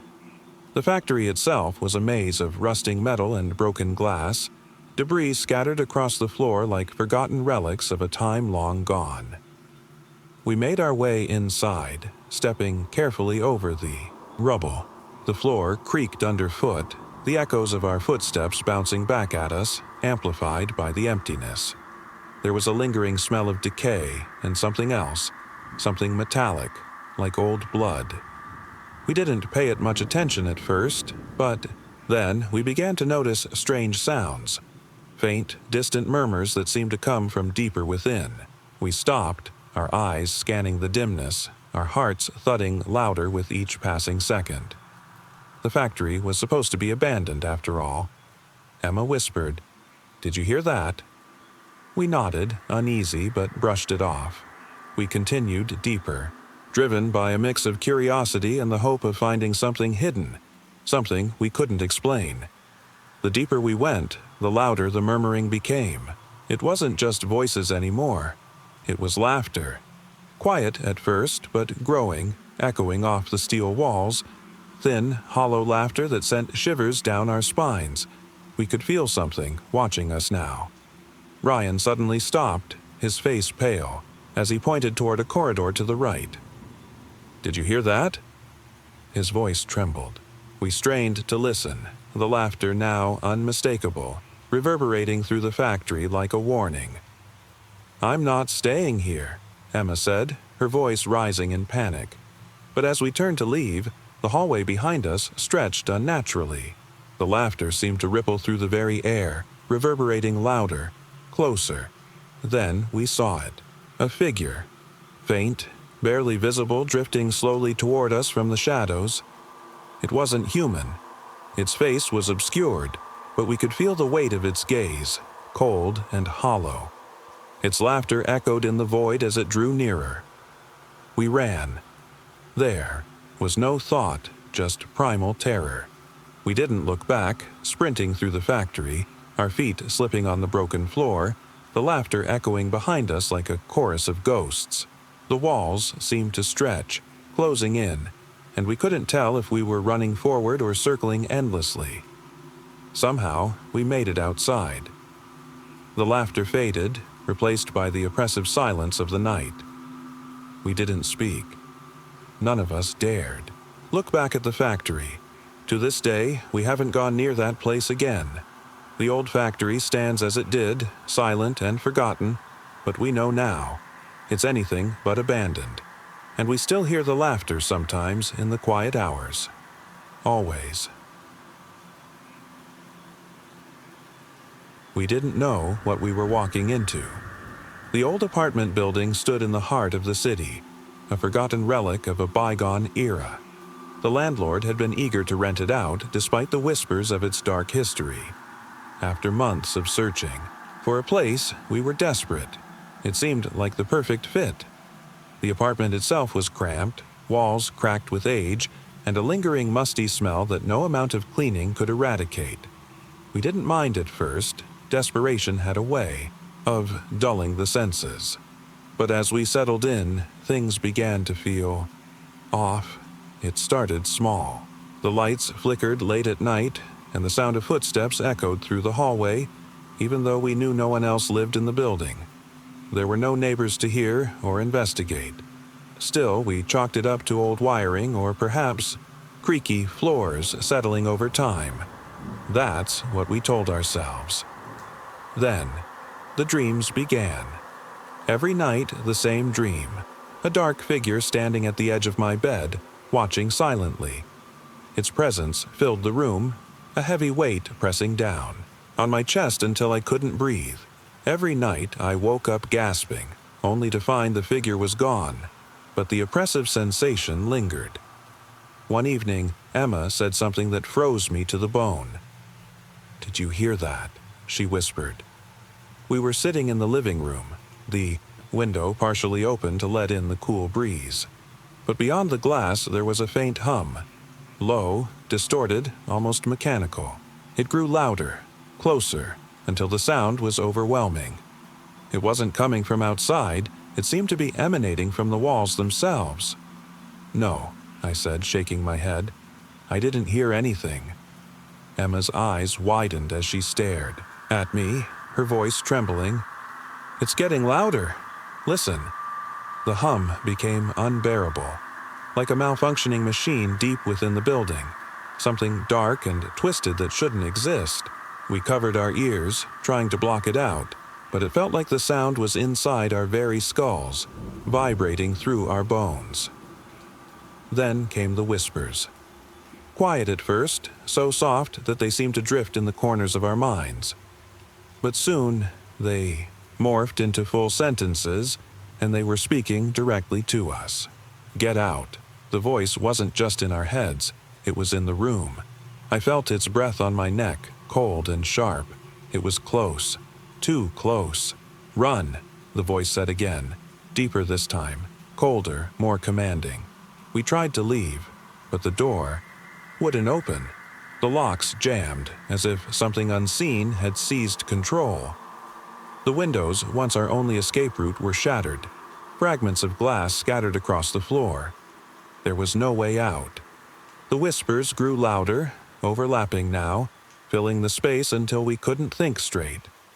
They whispered of forgotten deeds, of souls trapped, unable to rest. The dark figure from my dreams materialized in the room, standing in front of us, its eyes empty, voids of darkness that devoured all light.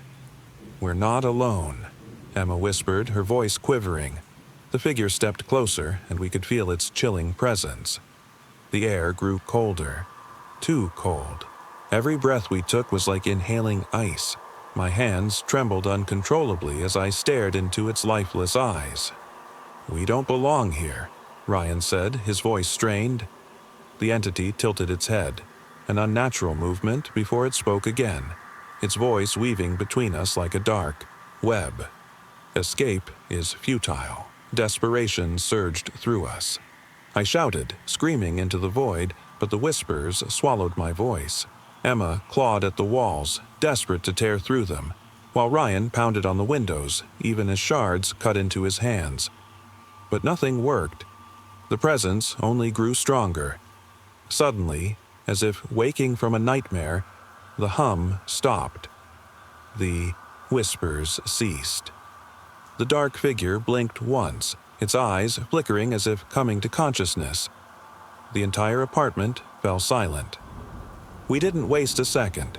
Without speaking, we bolted through the hallway, shoving open doors, desperate for any Exit. And there it was, a small back staircase hidden in the shadows.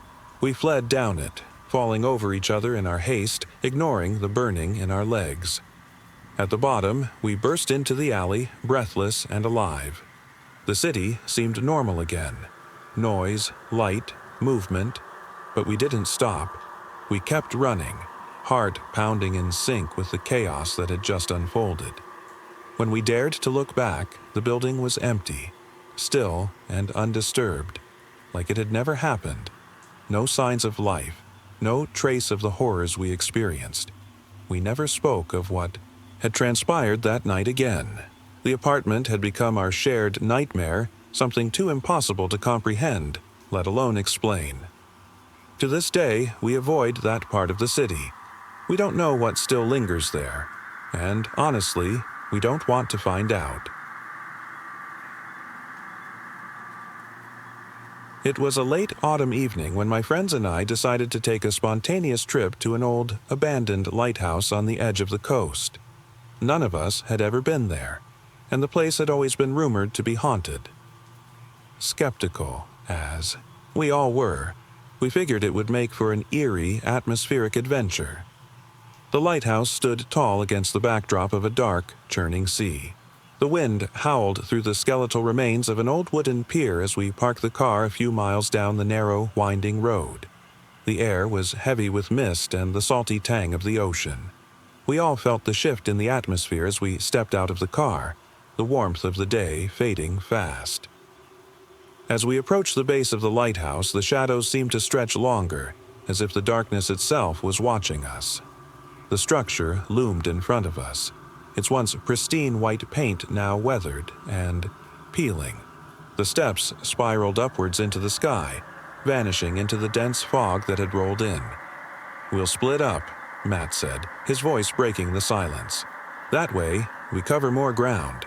One of us can check out the bottom while the rest go up." Against my better judgment, we agreed. I could feel the weight of the ancient stone beneath my feet as I started climbing, the sounds of my friends' footsteps fading below. Each creaking step seemed louder than the last, the wind growing stronger as I ascended. The higher I climbed, the colder the air became.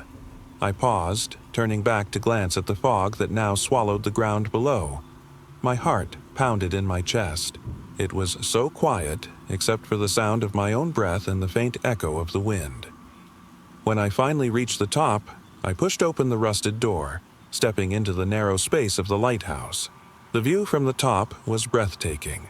Mist rolling in every direction, the sea stretching out beyond the horizon, waves crashing against the rocks below. But something wasn't right. The air felt thick, as if it had a weight of its own. The sound of the wind was different now, more oppressive, as if it carried something more than just the chill of the ocean. I turned to scan the interior of the lighthouse, its walls lined with faded photographs of sailors and their families, some so old they were barely recognizable. That's when I saw it. The figure. It was standing by the window, its shape barely distinguishable from the fog. At first, I thought it was my imagination, but then I saw its outline, pale and gaunt, with hollow eyes that stared right through me. I couldn't move, couldn't breathe. My body felt frozen as the figure turned, slightly, facing me. "Who's there?" I whispered, my voice barely above a whisper. The figure didn't respond. It remained still, like a ghostly silhouette against the window. The wind howled louder, and I could feel the cold seeping through my jacket. My legs trembled as I slowly backed away, my hand gripping the cold metal railing. Suddenly, I heard voices below. "Guys, where are you?" It was Matt, his voice frantic. "Come on, we need to get out of here." "Matt," I yelled, panic rising in my throat. "There's something, up here." Before I could react, the figure began to move, floating towards me with unnatural grace. My breath hitched as I stumbled backward, nearly losing my footing on the narrow stairs. I could feel the presence closing in, the figure growing larger with every step I took down. When I finally reached the bottom, my friends were waiting, eyes wide with fear. "What happened?" Sarah asked, her voice trembling. "I saw it," I managed to say, breathless. "It was up there, watching me." The rest of the night passed in silence. We didn't speak much as we packed up and left the lighthouse behind. The figure, whatever it was, haunted my thoughts, its hollow gaze etched in my mind. I still don't know what I saw that night, but sometimes, on quiet evenings, I find myself staring out into the fog, half expecting to see those hollow eyes watching from the distance. It started during the drive home. My family had been on a long road trip, no set destination, just miles of open highway. It was supposed to be relaxing, a way to escape the monotony of everyday life. The sun was setting, casting long shadows across the empty roads. The car was quiet, just the hum of the engine and the occasional chirp of crickets outside. We were nearly home when the first strange thing happened. I was sitting in the back seat, staring out the window, lost in thought, when I saw something move in the corner of my eye. It wasn't something outside, though. Inside the car. A faint shimmer, like someone standing just outside my window, but inside the car. My stomach twisted. I turned to look, but there was nothing. Just the empty highway and my family. "Did you see that?" I asked my parents, my voice shaky. "See what?" My dad replied, his eyes still on the road. I shook my head, trying to dismiss the feeling, but the sensation of being watched didn't leave. The sun had set completely by then, leaving just the pale glow of the headlights cutting through the darkness. I could feel the tension rising, my heart pounding harder as the landscape sped by. The next time I noticed it, it was more persistent. I couldn't see anything out the windows, but I could feel it. Eyes on me, eyes inside the car. It was like something had slipped into the back seat with me. I turned around, but again, nothing. I was just about to ask my parents if they felt it too when I heard a faint whisper, so quiet I almost convinced myself it was just the wind. But then, louder, clearer. "Look behind you." I froze. My breath hitched and I gripped the edge of the seat. I turned slowly, my eyes wide, expecting to see something, anything. There was nothing. The empty back seat stared back at me. "What's wrong?" my mom asked, her voice full of concern. I tried to shrug it off, but I couldn't ignore the feeling that something, or someone, was there, just behind me. I kept glancing over my shoulder, expecting to see a figure, but the car was still empty. Then it happened again. Another whisper, soft, but now unmistakable. "Look again." I didn't want to look. My body trembled, but curiosity and fear battled in my mind. I slowly turned, expecting to see that distorted reflection in the rearview mirror, or maybe a figure in the shadows, but there was nothing, only the dark, empty highway stretching into the distance. "Please, stop," I whispered, my voice barely audible. My parents were still talking up front, oblivious to my panic. I felt trapped, unable to escape whatever was following me. A third whisper came, closer this time, as though it was right in my ear. "Turn around." I couldn't resist anymore. My head snapped back, eyes wide, searching the dark space behind me. And that's when I saw it. The faintest movement. A shadow, shifting in the seat next to me. It wasn't human, not exactly. Its form was blurry, almost liquid-like, blending with the dark. It was there, watching me. My breath hitched as I stared, my mind screaming for me to look away, but I couldn't. My body was paralyzed by fear, unable to move, unable to look anywhere else but at the figure.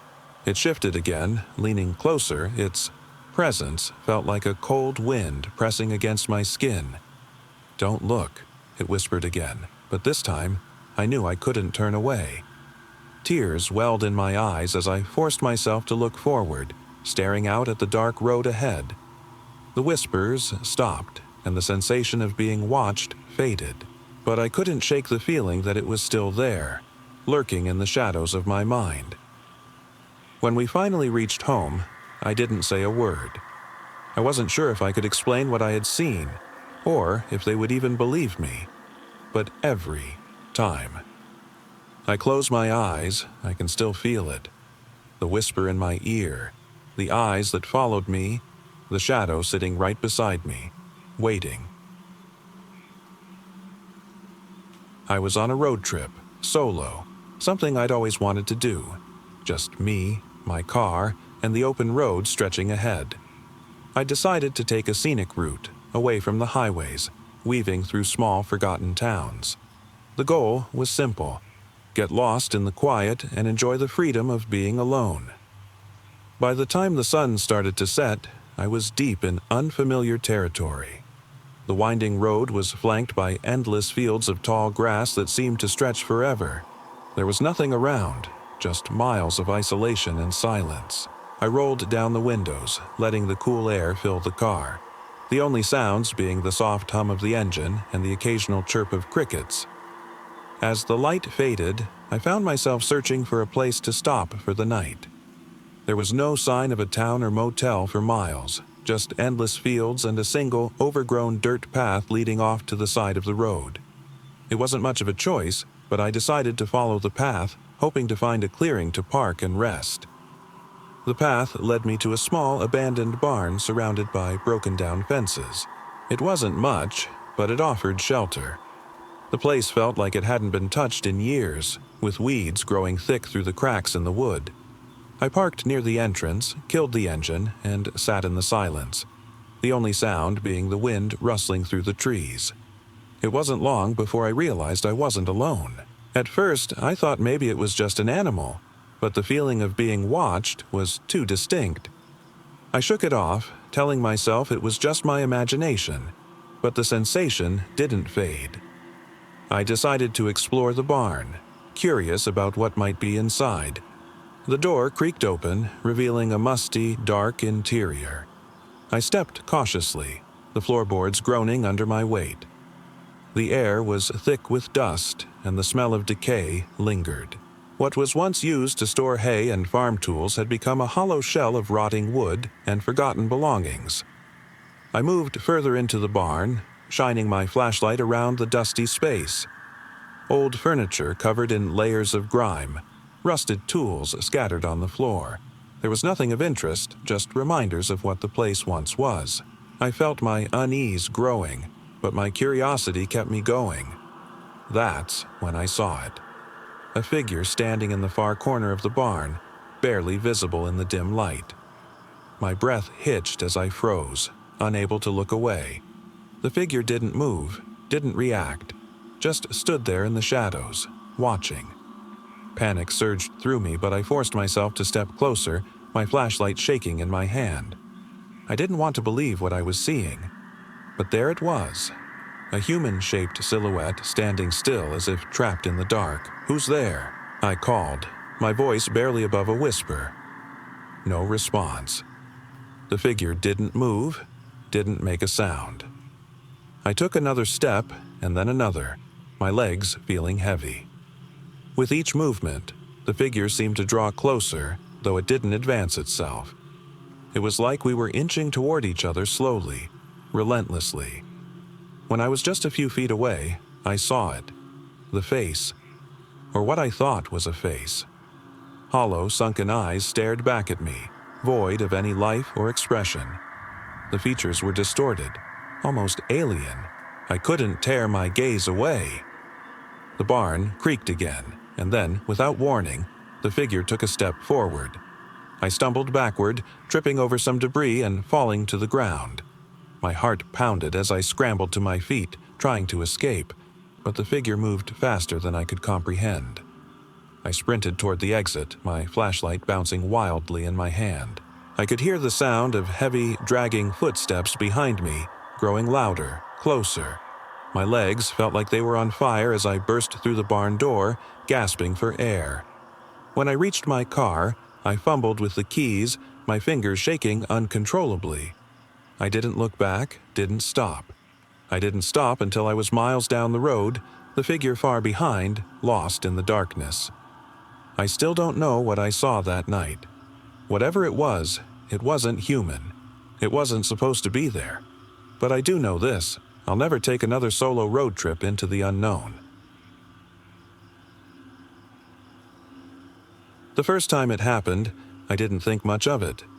It was a cool, quiet evening, and I decided to take a walk through the old, deserted forest near my apartment. The trees there have always been tall and ominous, their branches tangled like they were reaching out toward something beyond. I had always felt a strange sense of peace walking through the woods, but that evening was different. It was getting late, and the sky had grown dark, casting everything in a heavy, oppressive silence. I walked further than I usually did, deeper into the forest, the sound of my boots crunching against the fallen leaves the only noise accompanying me. Then I heard it, a soft, distant whisper, like someone calling my name. I stopped, scanning the trees, but there was no one there. My breath hitched, and I told myself it was just the wind. Still, I felt uneasy. The whisper repeated, growing louder, almost as if it was coming from inside my head. I turned around, heart thudding in my chest. The forest behind me stretched out, dark and still, but there was something off about it. The trees seemed to loom closer, their shadows twisting and shifting in ways they shouldn't have. I hurried back, my legs trembling, but the whisper followed me, always just out of reach. When I got home, I didn't mention it to anyone. I thought maybe I had imagined it, some trick of the mind after spending too much time in the quiet. A week passed and I forgot about the whispers, until the second night. This time, I wasn't walking through the forest. I was lying in bed, trying to sleep, when I heard it again. Fainter at first, but growing louder. The whispering came from the corner of my room. It was almost like a voice now, but distorted, like it was coming from somewhere deep within my mind. "Who's there?" I whispered, my voice trembling.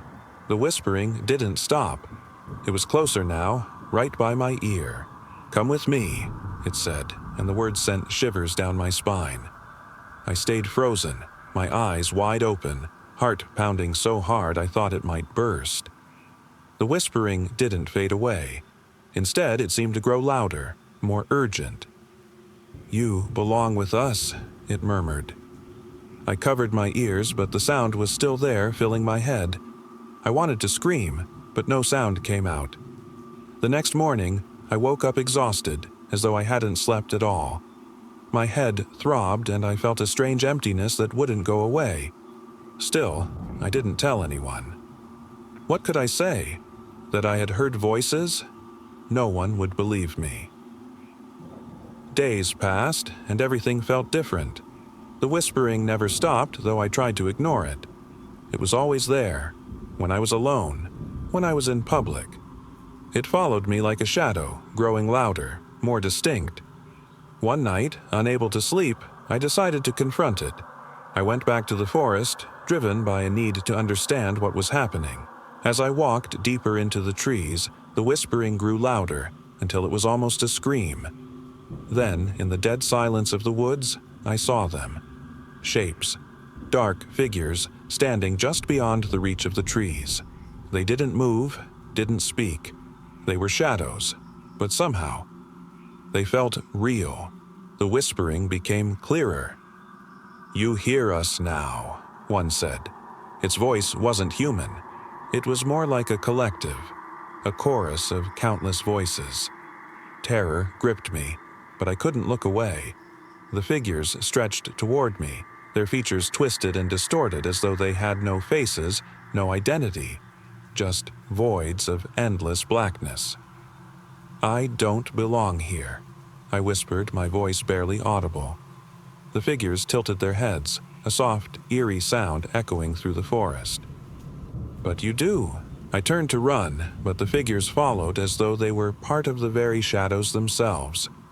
The whispering filled my ears, growing louder, until I could hear nothing else. I could feel them closing in, their presence suffocating.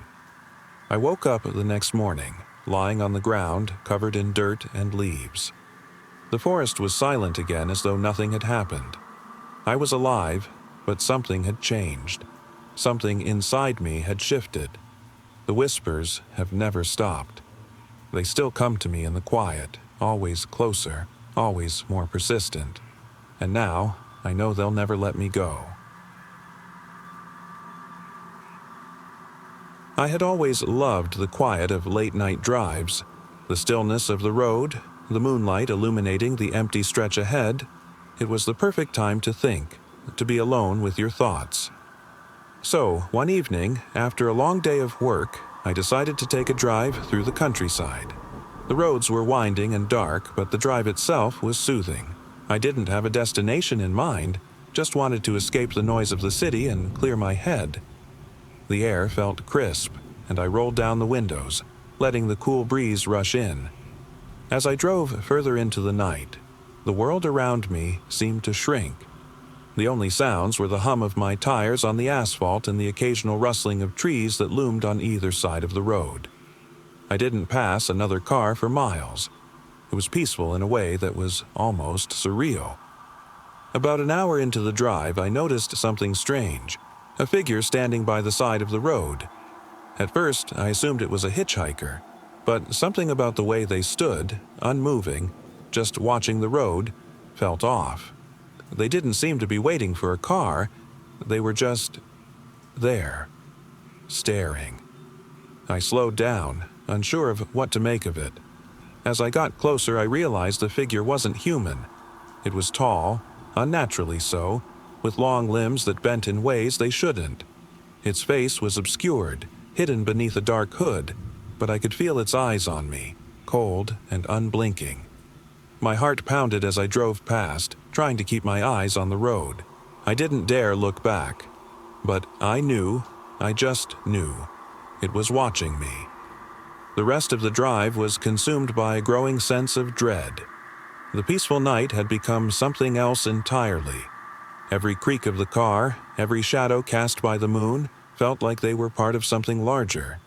I told myself it was just my imagination, that I was overtired and spooked. Still, I couldn't shake the feeling that I was being followed. I reached a small town as dawn began to break. The figure was gone, but I couldn't forget the sense of being watched.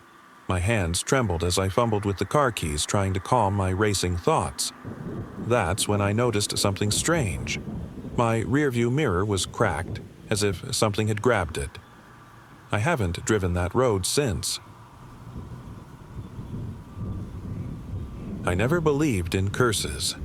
At least, not until that day at the old vineyard.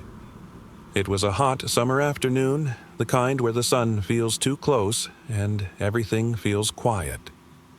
My friends and I decided to visit the vineyard just outside town, a place that had always been talked about in hushed whispers. The old stories said the vineyard was abandoned after a family tragedy, that something had happened there long ago, a fire, a disappearance, or something worse. We drove up the cracked gravel road, surrounded by nothing but vines stretching endlessly into the horizon. The air felt thick, almost suffocating, but we ignored it, eager for the adventure. We parked and wandered through the rows of withered grapevines, their leaves brittle and brown, like they hadn't seen care in decades. As we made our way deeper into the vineyard, a strange sense of unease began to creep in. The silence was absolute. No birds, no rustling leaves, just the heavy, oppressive quiet of the vines pressing in around us. We eventually stumbled upon an old barn, its roof partially caved in, vines crawling up the weathered walls. We ventured inside, careful not to disturb the cobwebs hanging from the rafters. The air inside was stale, thick with dust, and the only sound was the occasional creak of the old wood beneath our feet. It was there, in that musty barn, that we found the old trunk. It was rusted shut, sitting in the corner like it had been forgotten for decades. My friend, Mark, pushed at the lid, but it wouldn't budge. "Let's leave it," I said, but something about the trunk drew us in, like a magnet. Mark grabbed a crowbar from the corner and pried open the lid. Inside, we found faded photographs, yellowed letters, and an old diary. The diary had a name written in faded ink: Elena. We flipped through the pages, reading about her life on the vineyard, her family, her dreams, and the slow, tragic unraveling of their once thriving land. Elena had written about losing everything, of strange occurrences in the vineyard, and of a curse that had followed her family for generations. I thought this was just a legend, Mark muttered, his voice barely above a whisper. The more we read, the heavier the air seemed to become. It was like the barn itself was pushing down on us. Suddenly, a chill ran down my spine as I read something that stopped me cold. They say the vineyard takes what it wants, and what it wants is you.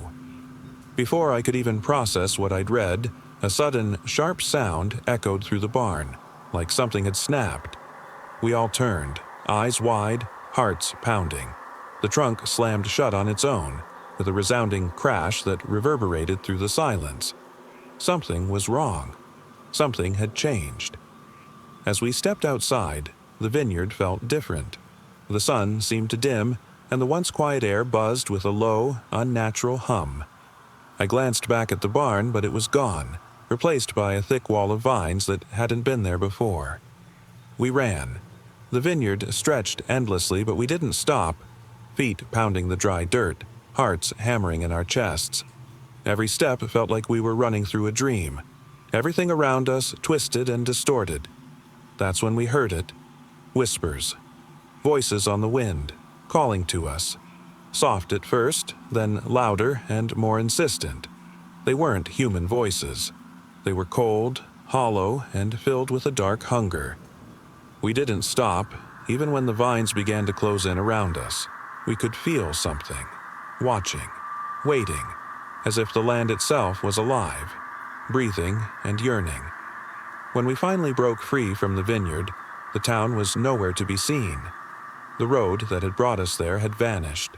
We wandered aimlessly, lost and terrified, the echoes of those whispers still lingering in our ears. To this day, we've never spoken of what happened that afternoon.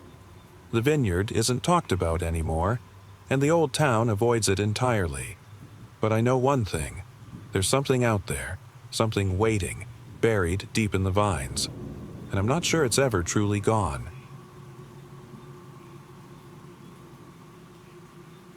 It was a quiet evening when my friends and I decided to take a drive out into the hills.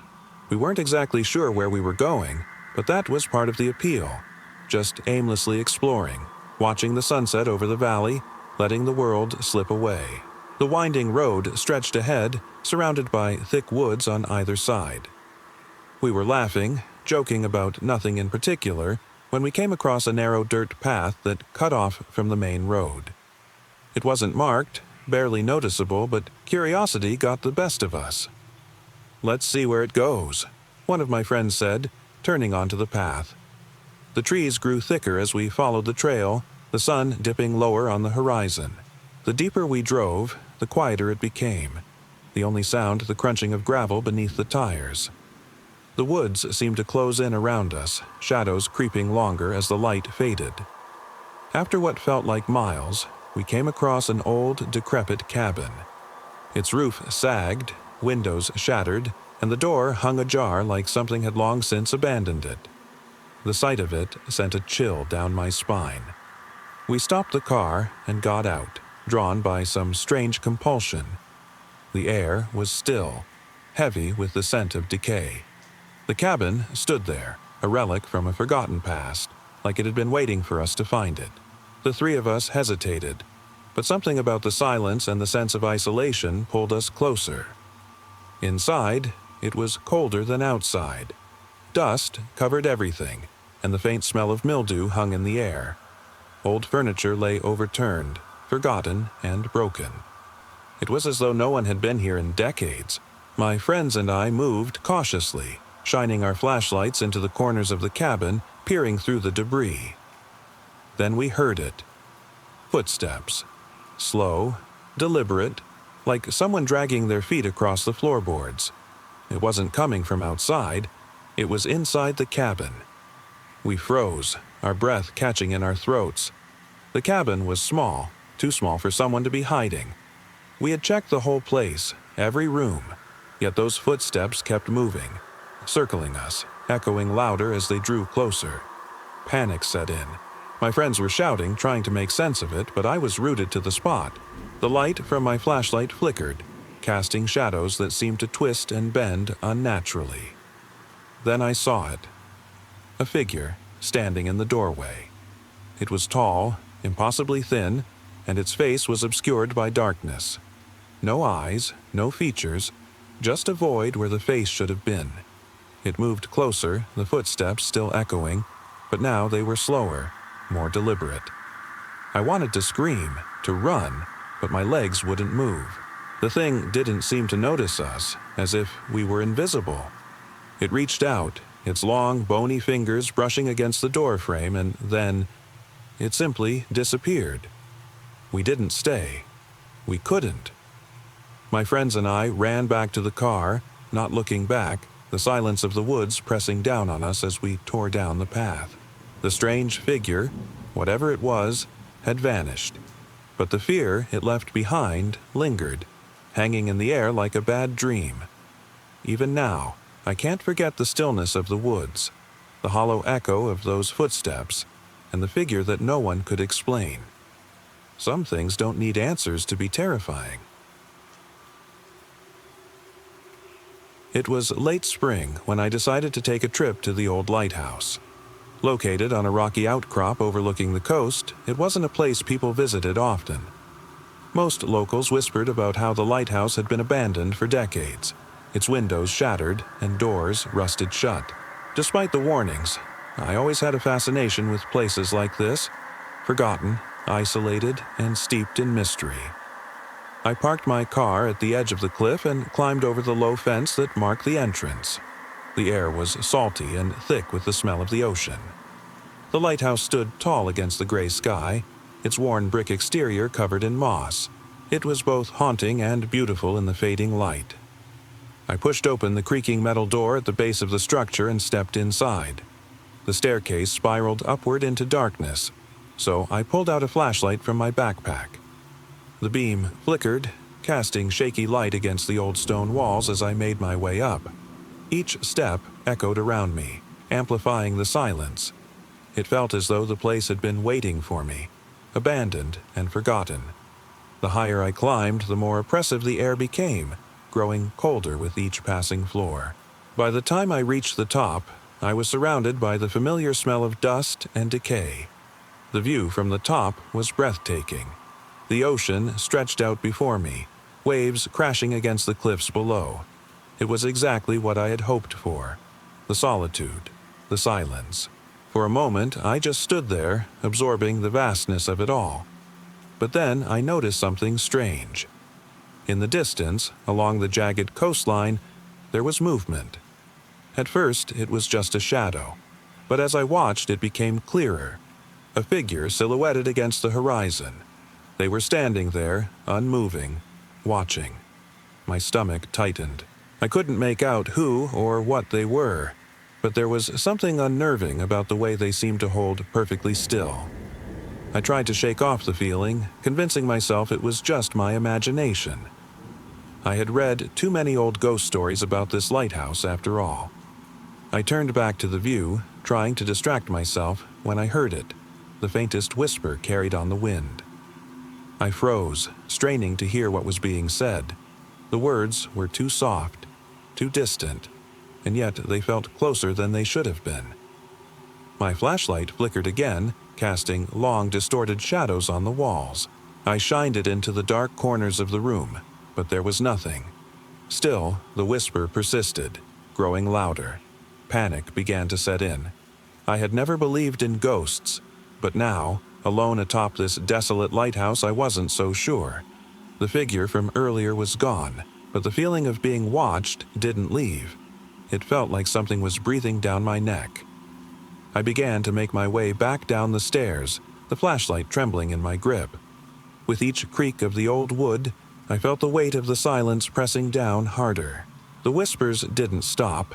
but now they seemed to be coming from within the walls themselves.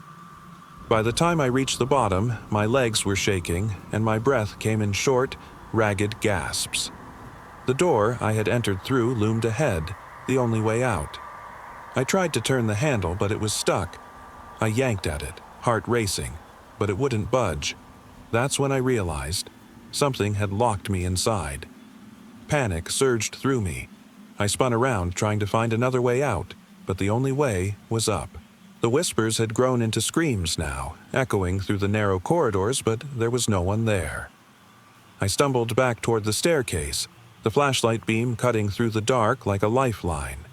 I kept climbing, each step feeling heavier, each echo more deafening. It was only when I reached the top that I saw them again, the figure from earlier. They were inside now, standing at the base of the staircase, staring up at me. Their face was obscured by shadows, but I could feel their gaze, cold and unrelenting. There was no escape. I didn't scream. I didn't move. All I could do was watch as they began to ascend, their movements slow and deliberate, like they had all the time in the world. It was a quiet summer evening when my friends and I decided to take a drive. We didn't have any particular destination in mind, just wanted to escape the noise of the city and soak in the stillness of the countryside. We left town with no real plan, winding down narrow back roads, passing the occasional farmhouse and letting the radio fill the silence. We ended up on an old, forgotten road, the kind with broken pavement and weeds pushing through cracks. It stretched on for miles, empty except for the occasional crows circling above. The sun was beginning to dip below the horizon, casting the land in a dull orange glow. We pulled over at a random spot where the trees opened up, leaving a stretch of land that felt completely isolated. The silence was heavier now, the kind that creeps into your chest, making it harder to breathe. We got out of the car, stretched, and walked a few feet to sit on the hood, staring out at the horizon. It felt perfect, peaceful, distant, far from the chaos of everything.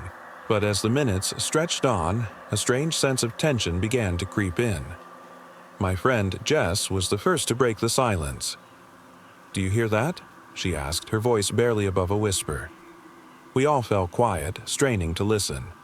At first, there was nothing, just the soft rustle of wind through the grass, but then, faintly, we heard it, a distant, echoing sound. A voice, perhaps, or something that barely resembled one. It was hard to tell. The sound came and went, almost like breathing, but slower, heavier. We exchanged uneasy glances, trying to brush it off. Maybe it was just the wind, or some far-off noise we couldn't identify. But it didn't sit right. There was something too deliberate about it, like it was aware of us. After a few minutes, the noise stopped. We relaxed a bit, laughed nervously, and chalked it up to our imagination. But as soon as we settled back into our thoughts, we heard it again. This time, it was closer, more distinct. A whisper, drawn out, almost as if someone, or something, was speaking, but we couldn't make out the words. "What the hell is that?" Jake asked, his voice trembling. We all leaned in, listening harder now. The sound was coming from the trees, just beyond the clearing, just beyond where we could see. The air grew colder, heavier, pressing down on us. "Let's get back to the car," I said, standing up. My voice was shaky. The fear I felt wasn't like any I'd ever experienced. It was primal, instinctual. But as we turned to walk back, we heard it again. Closer this time, and clearer. It wasn't just a whisper. It was laughter. A low, hollow laughter, chilling in its emptiness. It didn't sound like any human laugh. It wasn't playful. It was wrong. We didn't speak. We didn't dare.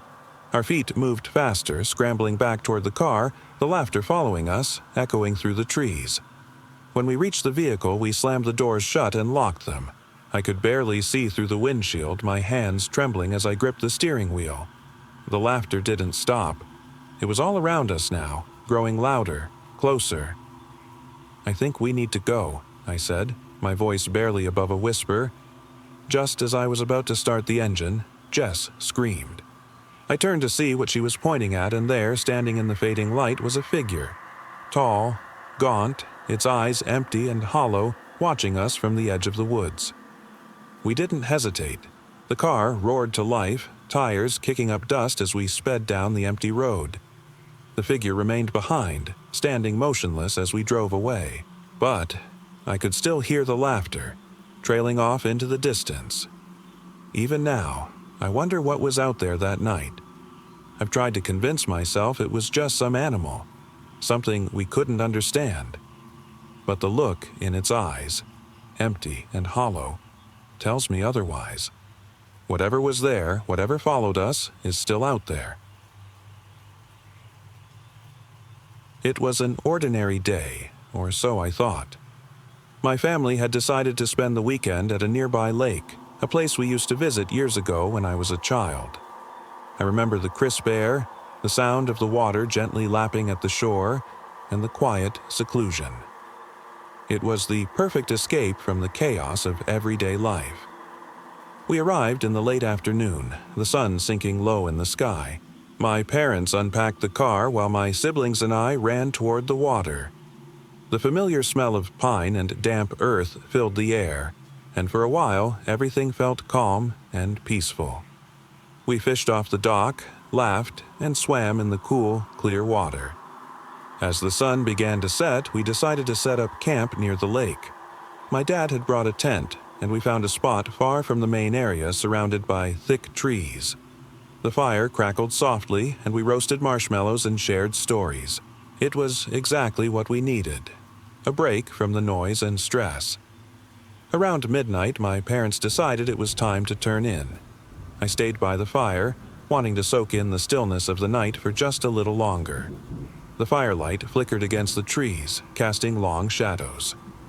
The only sounds were the gentle lapping of the water and the occasional rustle of leaves. I must have dozed off, because the next thing I knew, I was awake and shivering. The fire had burned down to glowing embers, leaving only faint traces of warmth. The forest around me was silent, but there was something off.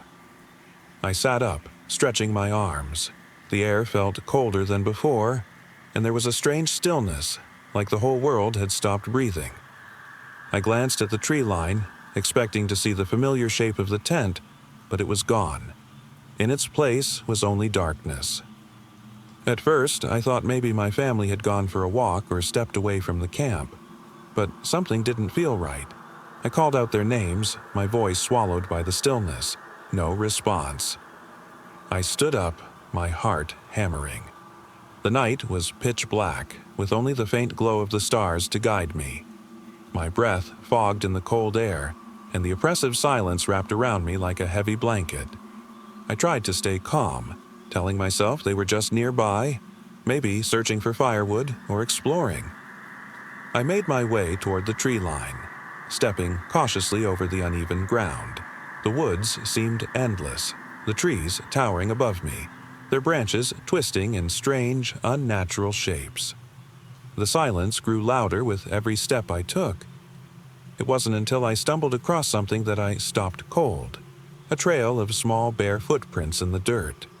They were tiny, almost childlike, but there were no children in our group. I followed them for a few steps before the unease turned to terror. The footprints led away from our camp toward the deeper parts of the forest. "Mom? Dad? Sam? Emma?" I called again, my voice breaking. My knees felt weak as I followed the trail, the strange prints leading me further into the trees. The silence was deafening, and every creak of the branches overhead seemed like it was drawing closer. Finally, I stumbled upon something, a faint light, not from the stars or the moon, but from a source deeper in the woods. It flickered like a distant candle. My stomach sank as I moved closer, my pulse quickening. What I found made my skin crawl. A clearing opened up ahead, and there, in the middle of it, was a figure standing perfectly still. It was cloaked in shadows, its features obscured by the darkness, but I could feel its presence, like something ancient and otherworldly. I froze, unable to look away. The figure didn't move, didn't react. but I could feel its gaze upon me. I wanted to turn and run, but my legs wouldn't cooperate. Suddenly, the figure tilted its head as if examining me. A sharp, dry crack echoed through the forest as it took a slow step forward. I could hear my breath, shallow and ragged, as I watched in silent horror. Then, just as quickly as it appeared, the figure was gone. The light flickered once more and vanished into the darkness. Tears blurred my vision as I turned and ran. The forest seemed endless, but I didn't care. All I wanted was to get back to the camp, back to some sense of safety. I didn't stop until I could see the faint glow of the remaining embers from the fire. When I got there, I found my family. They were unharmed, asleep in the tent as if nothing had happened. They had no memory of waking up in the middle of the night, no memory of wandering into the woods, as if time had folded and they hadn't been touched by whatever had stalked me. To this day, I don't know what I saw, what followed me through those woods. All I know is that I haven't returned to that place. The memories still haunt me, and every time I hear the sound of silence, I'm reminded of that night, when something far beyond explanation walked in the shadows. I've always loved spending my weekends exploring nature, far from the city lights and noise. A few friends and I decided to go on a hiking trip into the mountains, remote trails, hidden caves, and the promise of peace. We left early on a Saturday, driving for hours into the wilderness, leaving behind cell service and any form of modern convenience. The trailhead was a quiet spot, surrounded by towering pines and the hum of insects buzzing in the heat. We set off, excited to lose ourselves in the trees and rocks. The trail was rough but rewarding, winding deeper into the forest as the day wore on. We didn't see a single person the entire time, just the distant sounds of birds and the crunch of leaves beneath our feet. We stopped to rest after a few hours, finding a small clearing by a bubbling stream. It was serene, perfect for a break. We filled our bottles with cold water and spread out our packs, eating snacks and laughing. It felt like we were the only people left in the world. After eating, we decided to explore further. The trail continued on, snaking around the mountain, but something felt off. The quiet was louder than before, almost oppressive.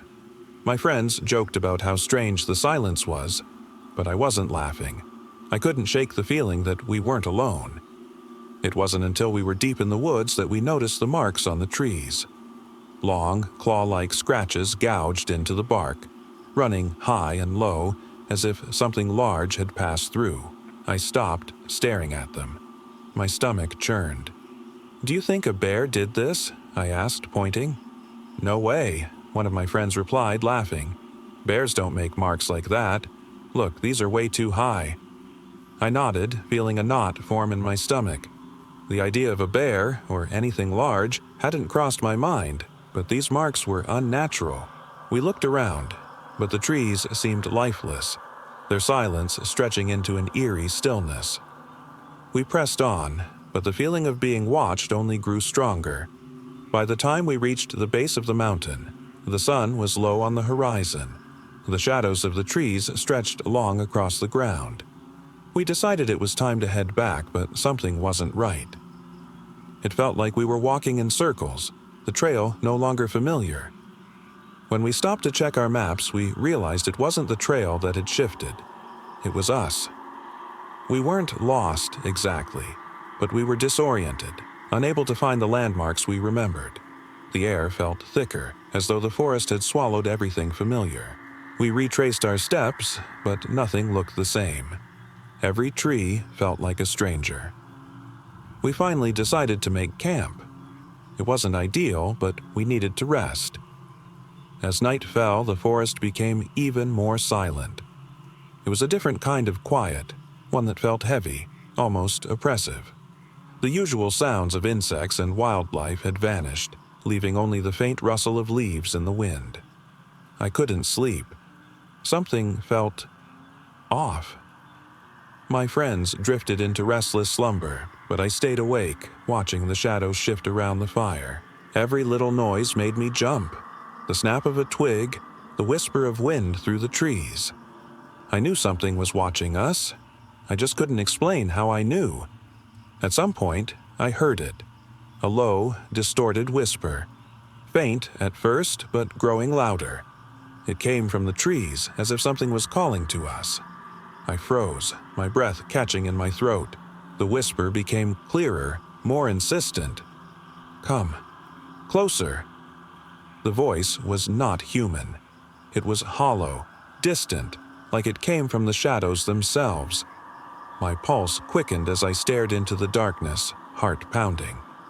I woke my friends, but the whispering stopped as soon as they opened their eyes. The forest returned to silence. They didn't hear it. They didn't see anything. And as much as I wanted to dismiss it, I knew what I'd heard. The thing, whatever it was, hadn't left us. It was still there, waiting. In the morning, we packed up and made our way back down the mountain, moving as quickly as we could. The woods were still quiet, but the feeling of being watched didn't fade. By the time we made it back to the trailhead, I looked behind us one last time. The trees loomed taller, darker, and deep within them, I knew we weren't alone. It was a quiet evening, and I decided to take a walk through the old cemetery. The thought of it used to make me uneasy, but over the years, I'd grown used to its stillness. It was nestled at the edge of town, surrounded by trees that loomed over the grave markers like silent sentinels. I used to come here whenever I wanted solitude, away from the noise of daily life. That night, something felt off. Even though I'd walked these grounds countless times, the air felt heavier, thicker. The sky was overcast, casting everything in a dim gray light. I didn't see another soul around, which wasn't unusual. The place had long since fallen into disuse. The graves seemed older than I remembered, some barely legible, the inscriptions worn away by time. As I wandered through the rows, something caught my attention. Faint whispers, too quiet to make out but insistent. I strained my ears, expecting to hear nothing but silence, yet the whispers grew louder. Not words, just hushed murmurs as if someone was close, though I couldn't see anyone. I tried to shake it off, thinking maybe the wind was playing tricks on me. But the hairs on my neck stood up. The cemetery had always been quiet, peaceful, but tonight it felt like I wasn't alone. Then I saw him, or rather, it. At first, it was just a figure in the distance, blending with the shadows. A man, or at least I thought it was a man. He stood at the edge of a broken gravestone, motionless, watching me with eyes I couldn't see but felt. My heart pounded. I wanted to turn and run, but my legs wouldn't move. The figure stepped closer, and as it did, I could make out more of its features, or rather, the lack of them. There was no face, just a void where the eyes should have been, empty and black. It wasn't human, not anymore. My breath hitched, and I realized I couldn't look away. The whispers were louder now, surrounding me, growing more insistent. The figure raised its hand, reaching toward me, and I felt something inside me snap. I turned and ran as fast as I could, my heart hammering in my chest. The graves blurred past me, the whispering growing louder, more urgent. I didn't dare look back, but I could feel its presence closing in. I didn't stop until I reached the edge of the woods, my legs giving out beneath me. I collapsed against a tree, trembling, waiting for something to happen. But the figure never followed. I sat there for what felt like hours, unable to move, unable to speak. The whispers faded, leaving only the silence. When I finally got to my feet and looked back, the cemetery was empty. The figure was gone, as if it had never been there. I don't know what it was, and I'm not sure I want to know. I haven't returned to the cemetery since. It was supposed to be a simple evening drive. The kind of drive that takes you out of the city and into the quiet, unfamiliar outskirts where there's nothing but endless fields and trees stretching out to the horizon. I had always enjoyed these drives, away from the noise, away from everything familiar. That night, I decided to take the back roads, hoping to clear my mind after a long day. The sun had just dipped below the horizon, leaving the world bathed in shades of purple and orange. The road stretched before me, winding through rolling hills and fields that seemed to go on forever. For the first hour, everything felt peaceful. The radio played softly, the hum of the car was steady beneath me. But then, something shifted. The air seemed to grow colder, and I noticed that the horizon wasn't as far away as it once had been. The trees grew thicker, their shadows stretching across the road like dark sentinels watching me. I didn't think much of it at first, just the usual unease that comes with driving alone at night. But as I continued down the road, I started to notice strange shapes, figures standing still in the fields. They looked like people, but they didn't move, just standing there, watching. I tried to shake off the feeling. Maybe they were just trees or scarecrows someone had placed out there. But the longer I drove, the more certain I became that they weren't. These shapes were too still, too human. My heart began to race as I passed one of them. It was a figure in the distance, silhouetted against the darkening sky. It was too far away to see any features, but I could feel its gaze as though it were right beside me. Just shadows, I whispered to myself, my hands tightening on the wheel. But then, something changed. One of the figures moved, just a twitch of its head, too subtle to be human. I slammed on the brakes, the car screeching to a halt. My eyes were locked on the figure as it took a slow, deliberate step forward. It was closer now, and I could see more clearly. A tall, thin shape, too long in its limbs, too unnatural in its stillness. Panic surged through me. I wanted to turn around, to get out of there, but my hands trembled on the steering wheel. I couldn't tear my eyes away from that figure. It took another step, its motion almost gliding like it wasn't walking but floating. Suddenly, more of them appeared. From the fields, from the woods, figures, countless figures, all standing silently.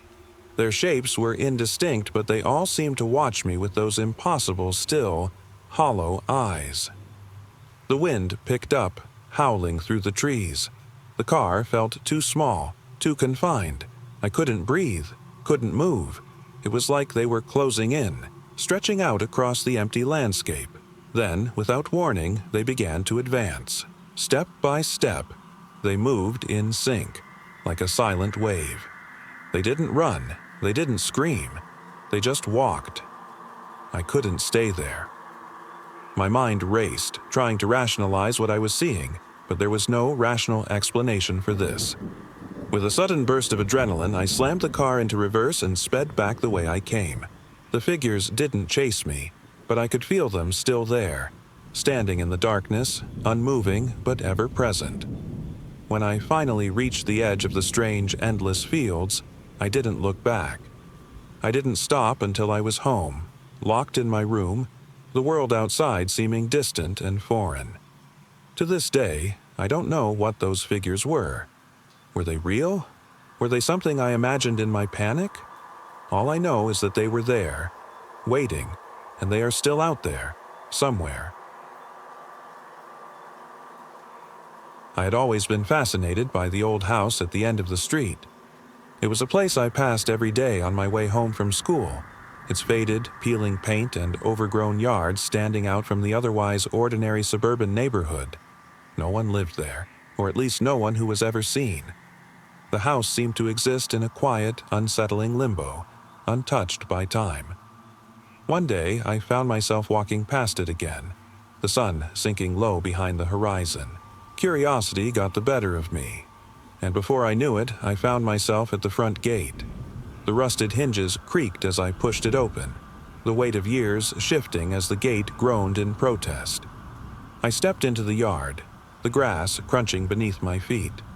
The house loomed in front of me, its windows dark and lifeless.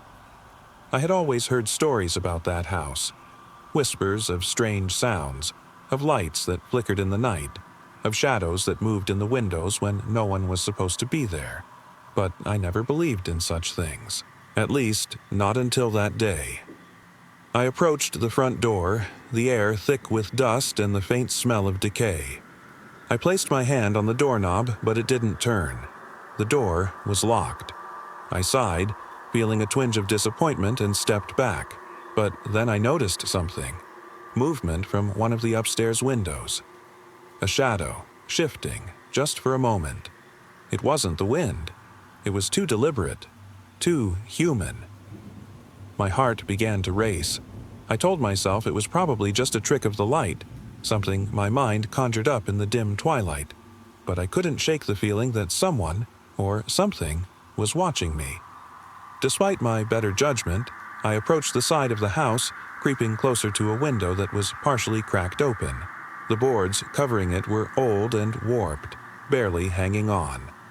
I pressed my face to the opening, peering inside. The room beyond was dark, but I could make out the outlines of furniture, ancient, covered in dust. A faint glimmer of something metallic caught my eye, resting on a table. Suddenly, a low creak echoed from somewhere inside the house, and I jumped back, heart pounding.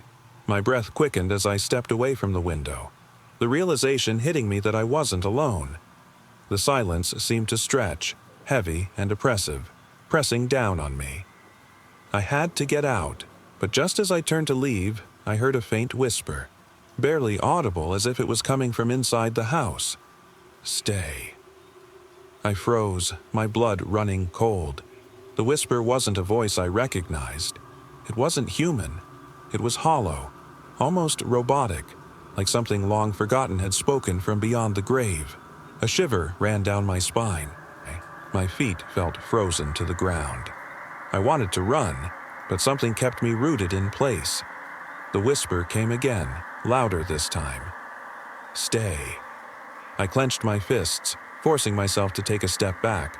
I wanted to scream, but my voice felt caught in my throat. My mind was screaming at me to leave, but my body wouldn't move. I could feel the air grow heavier, darker, as though the house itself had become alive, watching me, waiting. Then, just as suddenly as the whispers had started, they stopped. The silence was deafening. I waited, my heart racing, my breaths shallow, trying to convince myself it was over.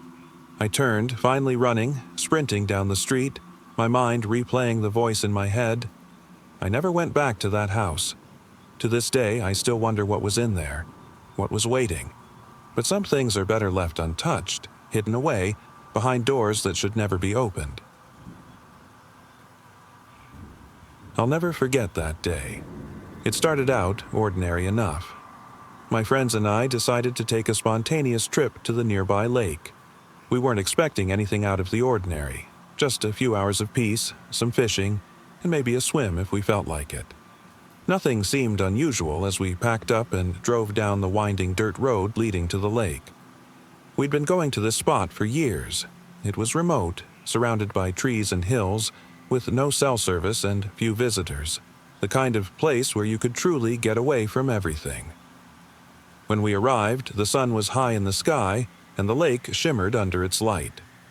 We set up a small camp by the shore, blankets, coolers filled with drinks, and a fishing line tossed into the water.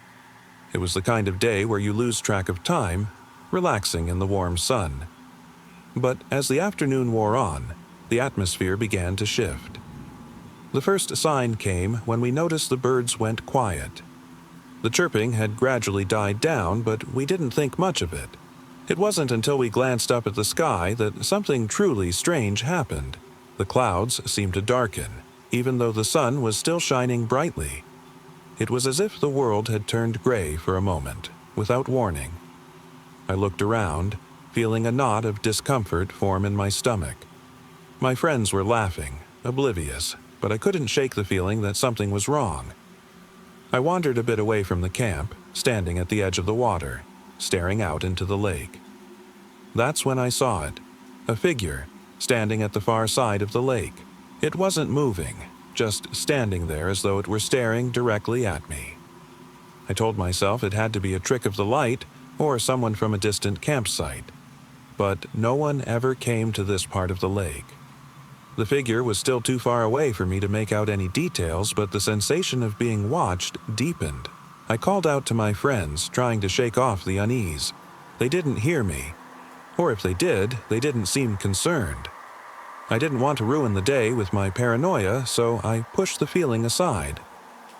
It wasn't until later that evening, when we were sitting around the campfire, that things got worse. The air had grown colder, the sun long set, leaving us with only the dim glow of the fire. The quiet was now oppressive, a stillness that felt unnatural. It wasn't like the calm of nature, it was like something had swallowed the sounds of the night.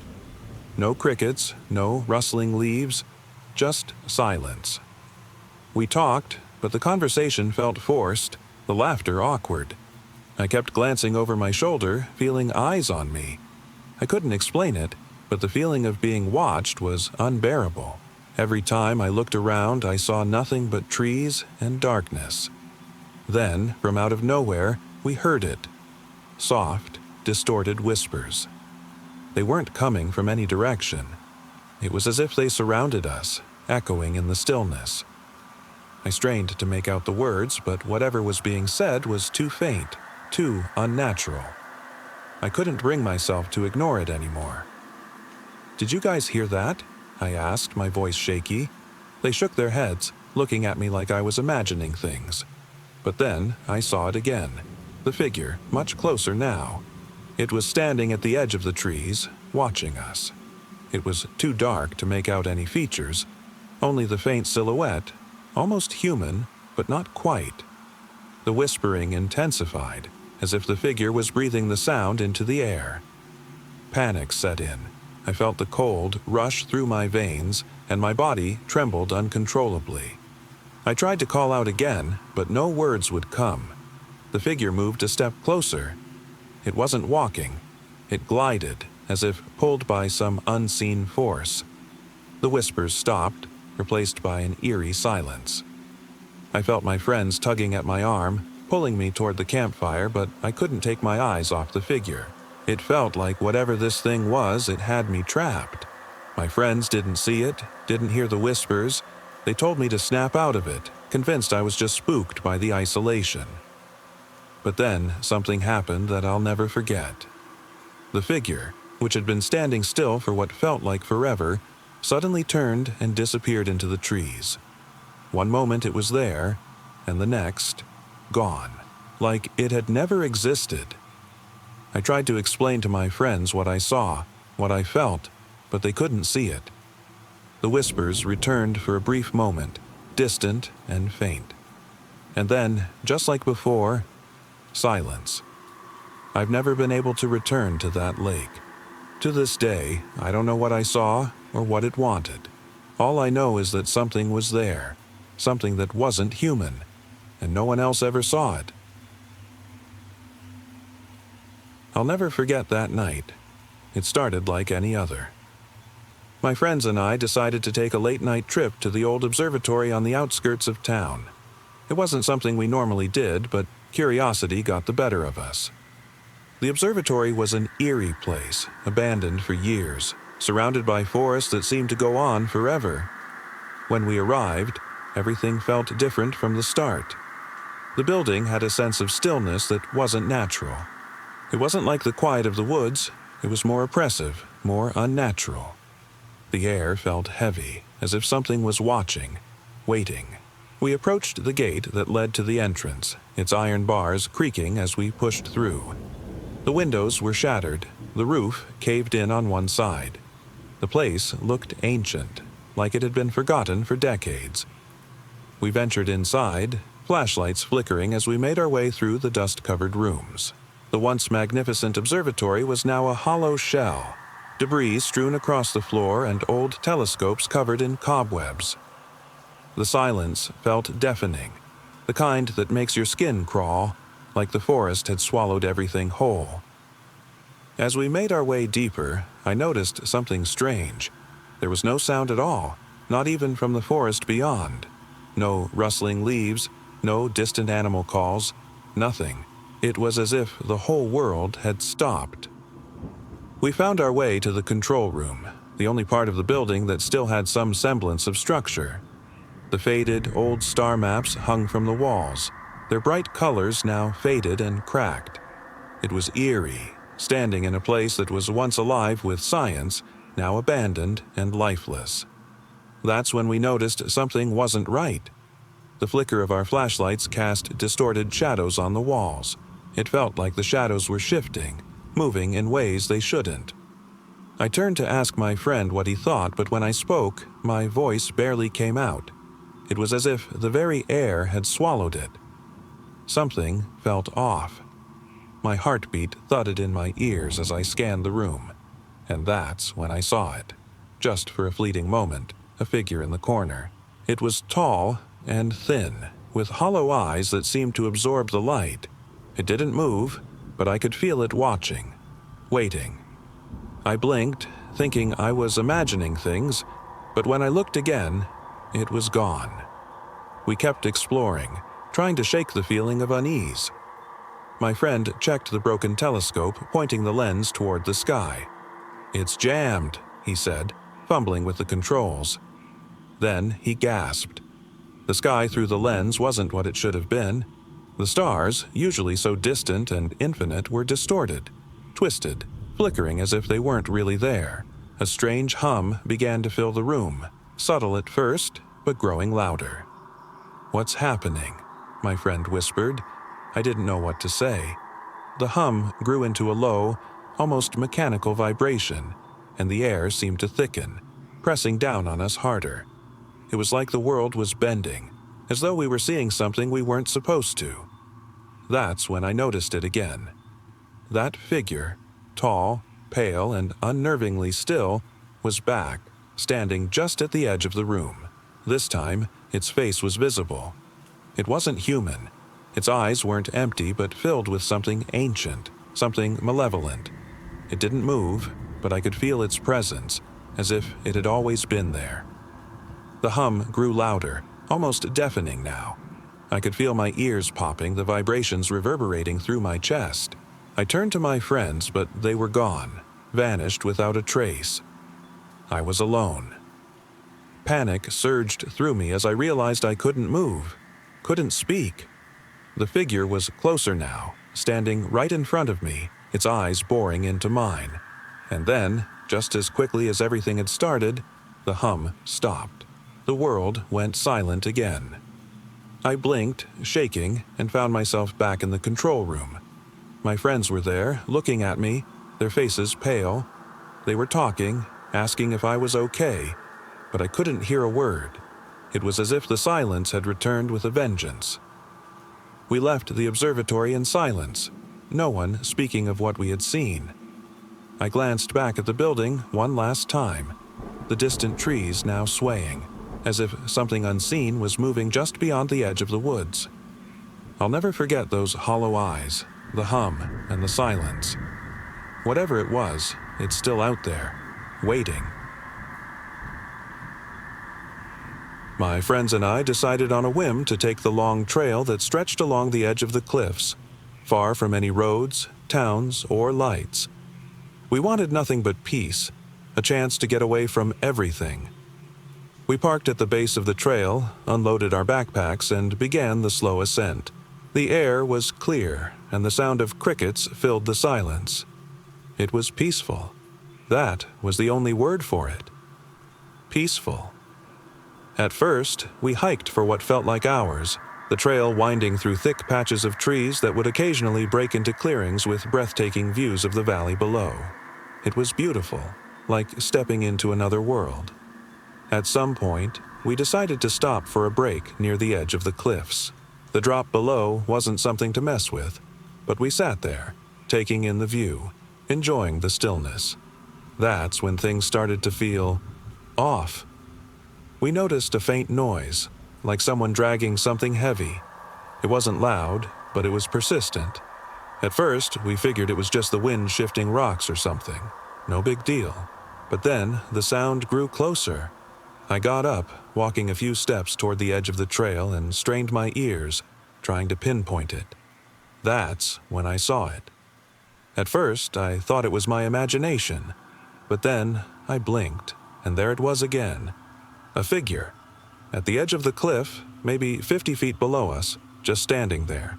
No flashlight, no movement, just still, like a shadow cast by the rocks. I could barely make out the details, but something about it felt wrong, unnatural. I called my friends over, but when they looked, there was nothing there. I didn't know what to say. My heart was racing as I tried to convince myself it was just some hiker far off in the distance.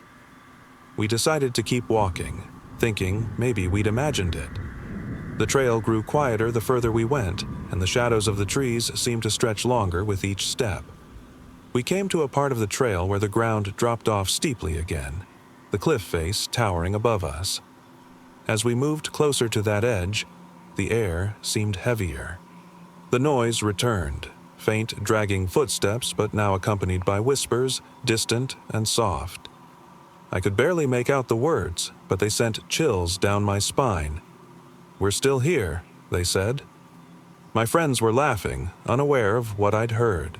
I looked around, trying to convince myself I was imagining things, but the unease in my chest was growing. The figure was still out there, watching us. I could feel its presence, even though I couldn't see it. We reached a part of the trail where the trees thinned, giving us a view of the valley again. Below, I saw something that made my stomach drop. Another figure standing by the edge of the cliff far below, and then another, and another, until the entire expanse below was filled with dark shapes that seemed to be watching us, unmoving. I froze. My friends kept walking, oblivious, but I couldn't move. I wanted to scream, to shout, but my voice wouldn't come. The figures, there were dozens of them, seemed to blend into the shadows of the cliffs, but I could feel their eyes on me. I couldn't look away from the sight below, even as panic began to rise in my chest. My legs felt like they were rooted to the ground. They didn't move, didn't make a sound, but I knew they were waiting. I turned around and yelled at my friends to stop, but they couldn't hear me. I could barely hear myself. "Guys, stop!" I shouted, my voice barely more than a whisper. They were already too far ahead, unaware of what I had seen. I begged them to come back, but it was like they didn't even hear me. My mind was screaming, "Run back! Run back!" But my feet wouldn't move. My gaze was still locked on the figures far below. The dragging sound grew louder again, this time coming from above, behind me. I could feel something close, closer than it had been before. I turned around slowly, and that's when I saw it. The figure from earlier, the one by the cliff, now standing just a few feet away from me. Its face wasn't visible, but I could feel it watching me. Its presence seemed to drown out everything else. The sound of my friends, the wind, everything except the slow, deliberate footsteps drawing closer. "We're still here," it whispered again, and I could feel its breath against my neck. I didn't move. I couldn't. The figure leaned in closer, and I swear I could feel its cold, lifeless stare boring into me. But then, just as suddenly as it had appeared, it stopped. The dragging noise and whispers faded. The figure stood there for a moment longer, then turned and slowly walked back into the shadows of the cliff. By some miracle, my friends finally heard me screaming, and they ran back to find me. We left that trail as fast as we could, but I can still feel it, like something is out there, waiting, still. The day had been perfect. We set out in the early afternoon to visit a small, desolate lake hidden deep in the hills. It wasn't a place anyone went often. Locals didn't talk about it much. My friends and I had stumbled upon it once before during a hike, and something about the isolation drew us back. The drive was long and winding, and by the time we arrived, the sun was just starting to dip behind the trees. The lake was peaceful, the water shimmering under the fading light. We were the only ones there, and it felt like our own private sanctuary. We unpacked our things, set up our chairs, and cracked open a few beers. The air was still and cool, but something felt off. I couldn't quite put my finger on it. The silence wasn't natural. There was a kind of tension in the air that made the back of my neck prickle. I shrugged it off, assuming I was just imagining things. We spent a few hours lounging by the water, laughing, talking about nothing in particular. The stillness of the lake seemed to stretch endlessly in front of us, but with each passing hour, The quiet felt less like a serene escape and more like something was watching from beyond. It wasn't until the sun had fully set that things began to feel wrong. The faintest whisper of a breeze started stirring the surface of the water, creating ripples that seemed to echo far too loudly in the quiet. The shadows stretched longer, and we started to hear distant noises, something scraping, dragging, far in the woods. My friends didn't seem bothered, but I felt my stomach knot. I tried to dismiss the feeling as nerves from being so isolated, but something in the air felt wrong. Every so often I'd glance toward the tree line, expecting to see someone or something. But there was nothing. Just trees, silent and still. As the last bit of light faded, we all decided it was time to head back. The trip back was uneventful, and we didn't talk much. The tension between us palpable. It wasn't until we were far away from the lake that things got truly strange. That's when my phone buzzed. A text popped up. "I'm still there." I froze. My heart began to pound as I looked around the car. No one else had mentioned anything about sending a text. I quickly unlocked my phone to check who it was from. The message wasn't from any of my friends. It was a number I didn't recognize. "I'm still there," it read again. My breath hitched as I realized the sender wasn't just talking about the lake. They were still there. I looked out the window, my eyes scanning the dark fields and forests rushing past. But there was no one. No car following us. No signs of movement. Just the empty, winding road. My phone buzzed once more, and this time the message read, "I've been following you since the lake." I clenched the steering wheel tighter. My mind raced. I wanted to believe it was some kind of prank, but deep down, I knew that wasn't possible. My friends hadn't received any message like that. No one could have known we were at the lake. We pulled over at a small, desolate gas station on the edge of town. The place was eerily quiet, and the flickering neon sign seemed to reflect the same unsettling silence from earlier. I stepped out, trying to shake off the creeping paranoia, but the world outside felt off. As I filled the gas tank, I kept glancing back toward the car, waiting for something. Anything. A noise from behind made me whip around. Nothing. But I could swear someone was watching from the darkened edge of the forest. Their shadows stretched impossibly long under the gas station's weak lights. I hurried back to the car, my phone gripped tightly in my hand. As I slid into the driver's seat, my heart skipped a beat when the screen lit up again. "I'm still here." This time, the message came with a photo. One of the lake. But it wasn't the peaceful image we remembered. The water was dark, and in the distance, barely visible in the fading light, something moved. Something tall and unnatural. The last message followed. "I'll be with you, always." I never looked back as I drove. I couldn't. It was a quiet evening, and I was driving down a deserted highway, the kind where the road stretches endlessly with nothing but fields and trees on either side. I had been driving for hours, heading home after a long trip, and the dim glow of my headlights was the only source of light in the endless blackness around me. The air was thick with the scent of rain, though no storms had come. The tires hummed on the road, and the only sound was the rhythmic click of the wipers clearing the occasional drops from my windshield. I hadn't seen another car in hours, not since leaving the last town, and I felt that familiar sense of isolation creeping in. As I turned a bend, the first thing I noticed was the old wooden sign. It was weathered and barely legible, but I could make out the faint outline of the words, "Eagle Point, 5 miles." I didn't remember seeing a town named Eagle Point on any map, but the sign wasn't particularly unusual, just another small forgotten place along this endless stretch of road.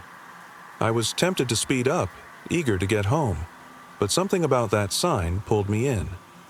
Curiosity, maybe, or the strange sense of solitude that had settled over the drive. I took a slow turn down the narrow, winding road that led toward Eagle Point. As I approached, the first thing I noticed was how dark everything had become. The streetlights in this part of the country were practically non-existent. The only light came from the faint glow of my headlights cutting through the night. Eagle Point wasn't much of a town.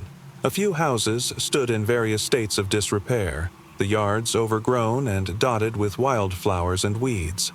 There was no one outside, no cars, no movement, just a stillness that seemed to stretch forever. I drove slowly through the quiet streets, my senses on edge. That's when I saw the church. It wasn't like the other buildings. It was old, its steeple towering above the others, casting long, dark shadows across the ground. There was something unsettling about it, the way the windows reflected the light like hollow, staring eyes. I slowed down and parked across the street, unsure of why I felt so drawn to it. I stepped out of my car and walked toward the church. The ground was soft beneath my feet, the sound of crunching gravel echoing in the stillness. The door creaked open slightly as I pushed it, revealing the dim interior. Dust motes floated in the air, catching the faint light from my phone. The pews were empty, and the air smelled musty, old. The silence felt heavier here. It wasn't just quiet, it was oppressive, like the church itself was holding its breath, waiting. I wandered further inside, drawn by an odd sense of fascination and dread. In one corner of the church, there was an old faded photo framed and sitting atop a small altar. It depicted a group of people, women, men, and children, standing together, smiling. But their eyes were empty, vacant. As I stared at the photo, I felt my skin crawl. The stillness grew deeper, more suffocating. Then, from the back of the church, I heard it. A faint whisper, too soft to understand, but unmistakable. My breath caught in my throat and I turned slowly, heart pounding. There was nothing there, just shadows in the corners, stretching and shifting. I backed away from the altar toward the door. That's when I noticed something strange. The photo was gone. In its place was another photo, newly placed on the altar. This one showed me, alone, standing by my car with an empty, hollow stare. Panic gripped me as I snatched the photo and backed toward the door. The whispering had grown louder now, echoing through the church like 1,000 voices speaking at once. I couldn't make out what they were saying, but the tone was haunting. I stumbled outside, the door slamming behind me. I didn't stop running until I was back in my car, my heart racing like it might burst. I drove as fast as I could, eyes locked on the road ahead. When I finally dared to look back, the church was gone, just empty fields stretching into the void. I never went back. To this day, I can't explain what I saw or heard. All I know is that some places aren't meant to be revisited. Some places leave you changed, and some places never really leave at all.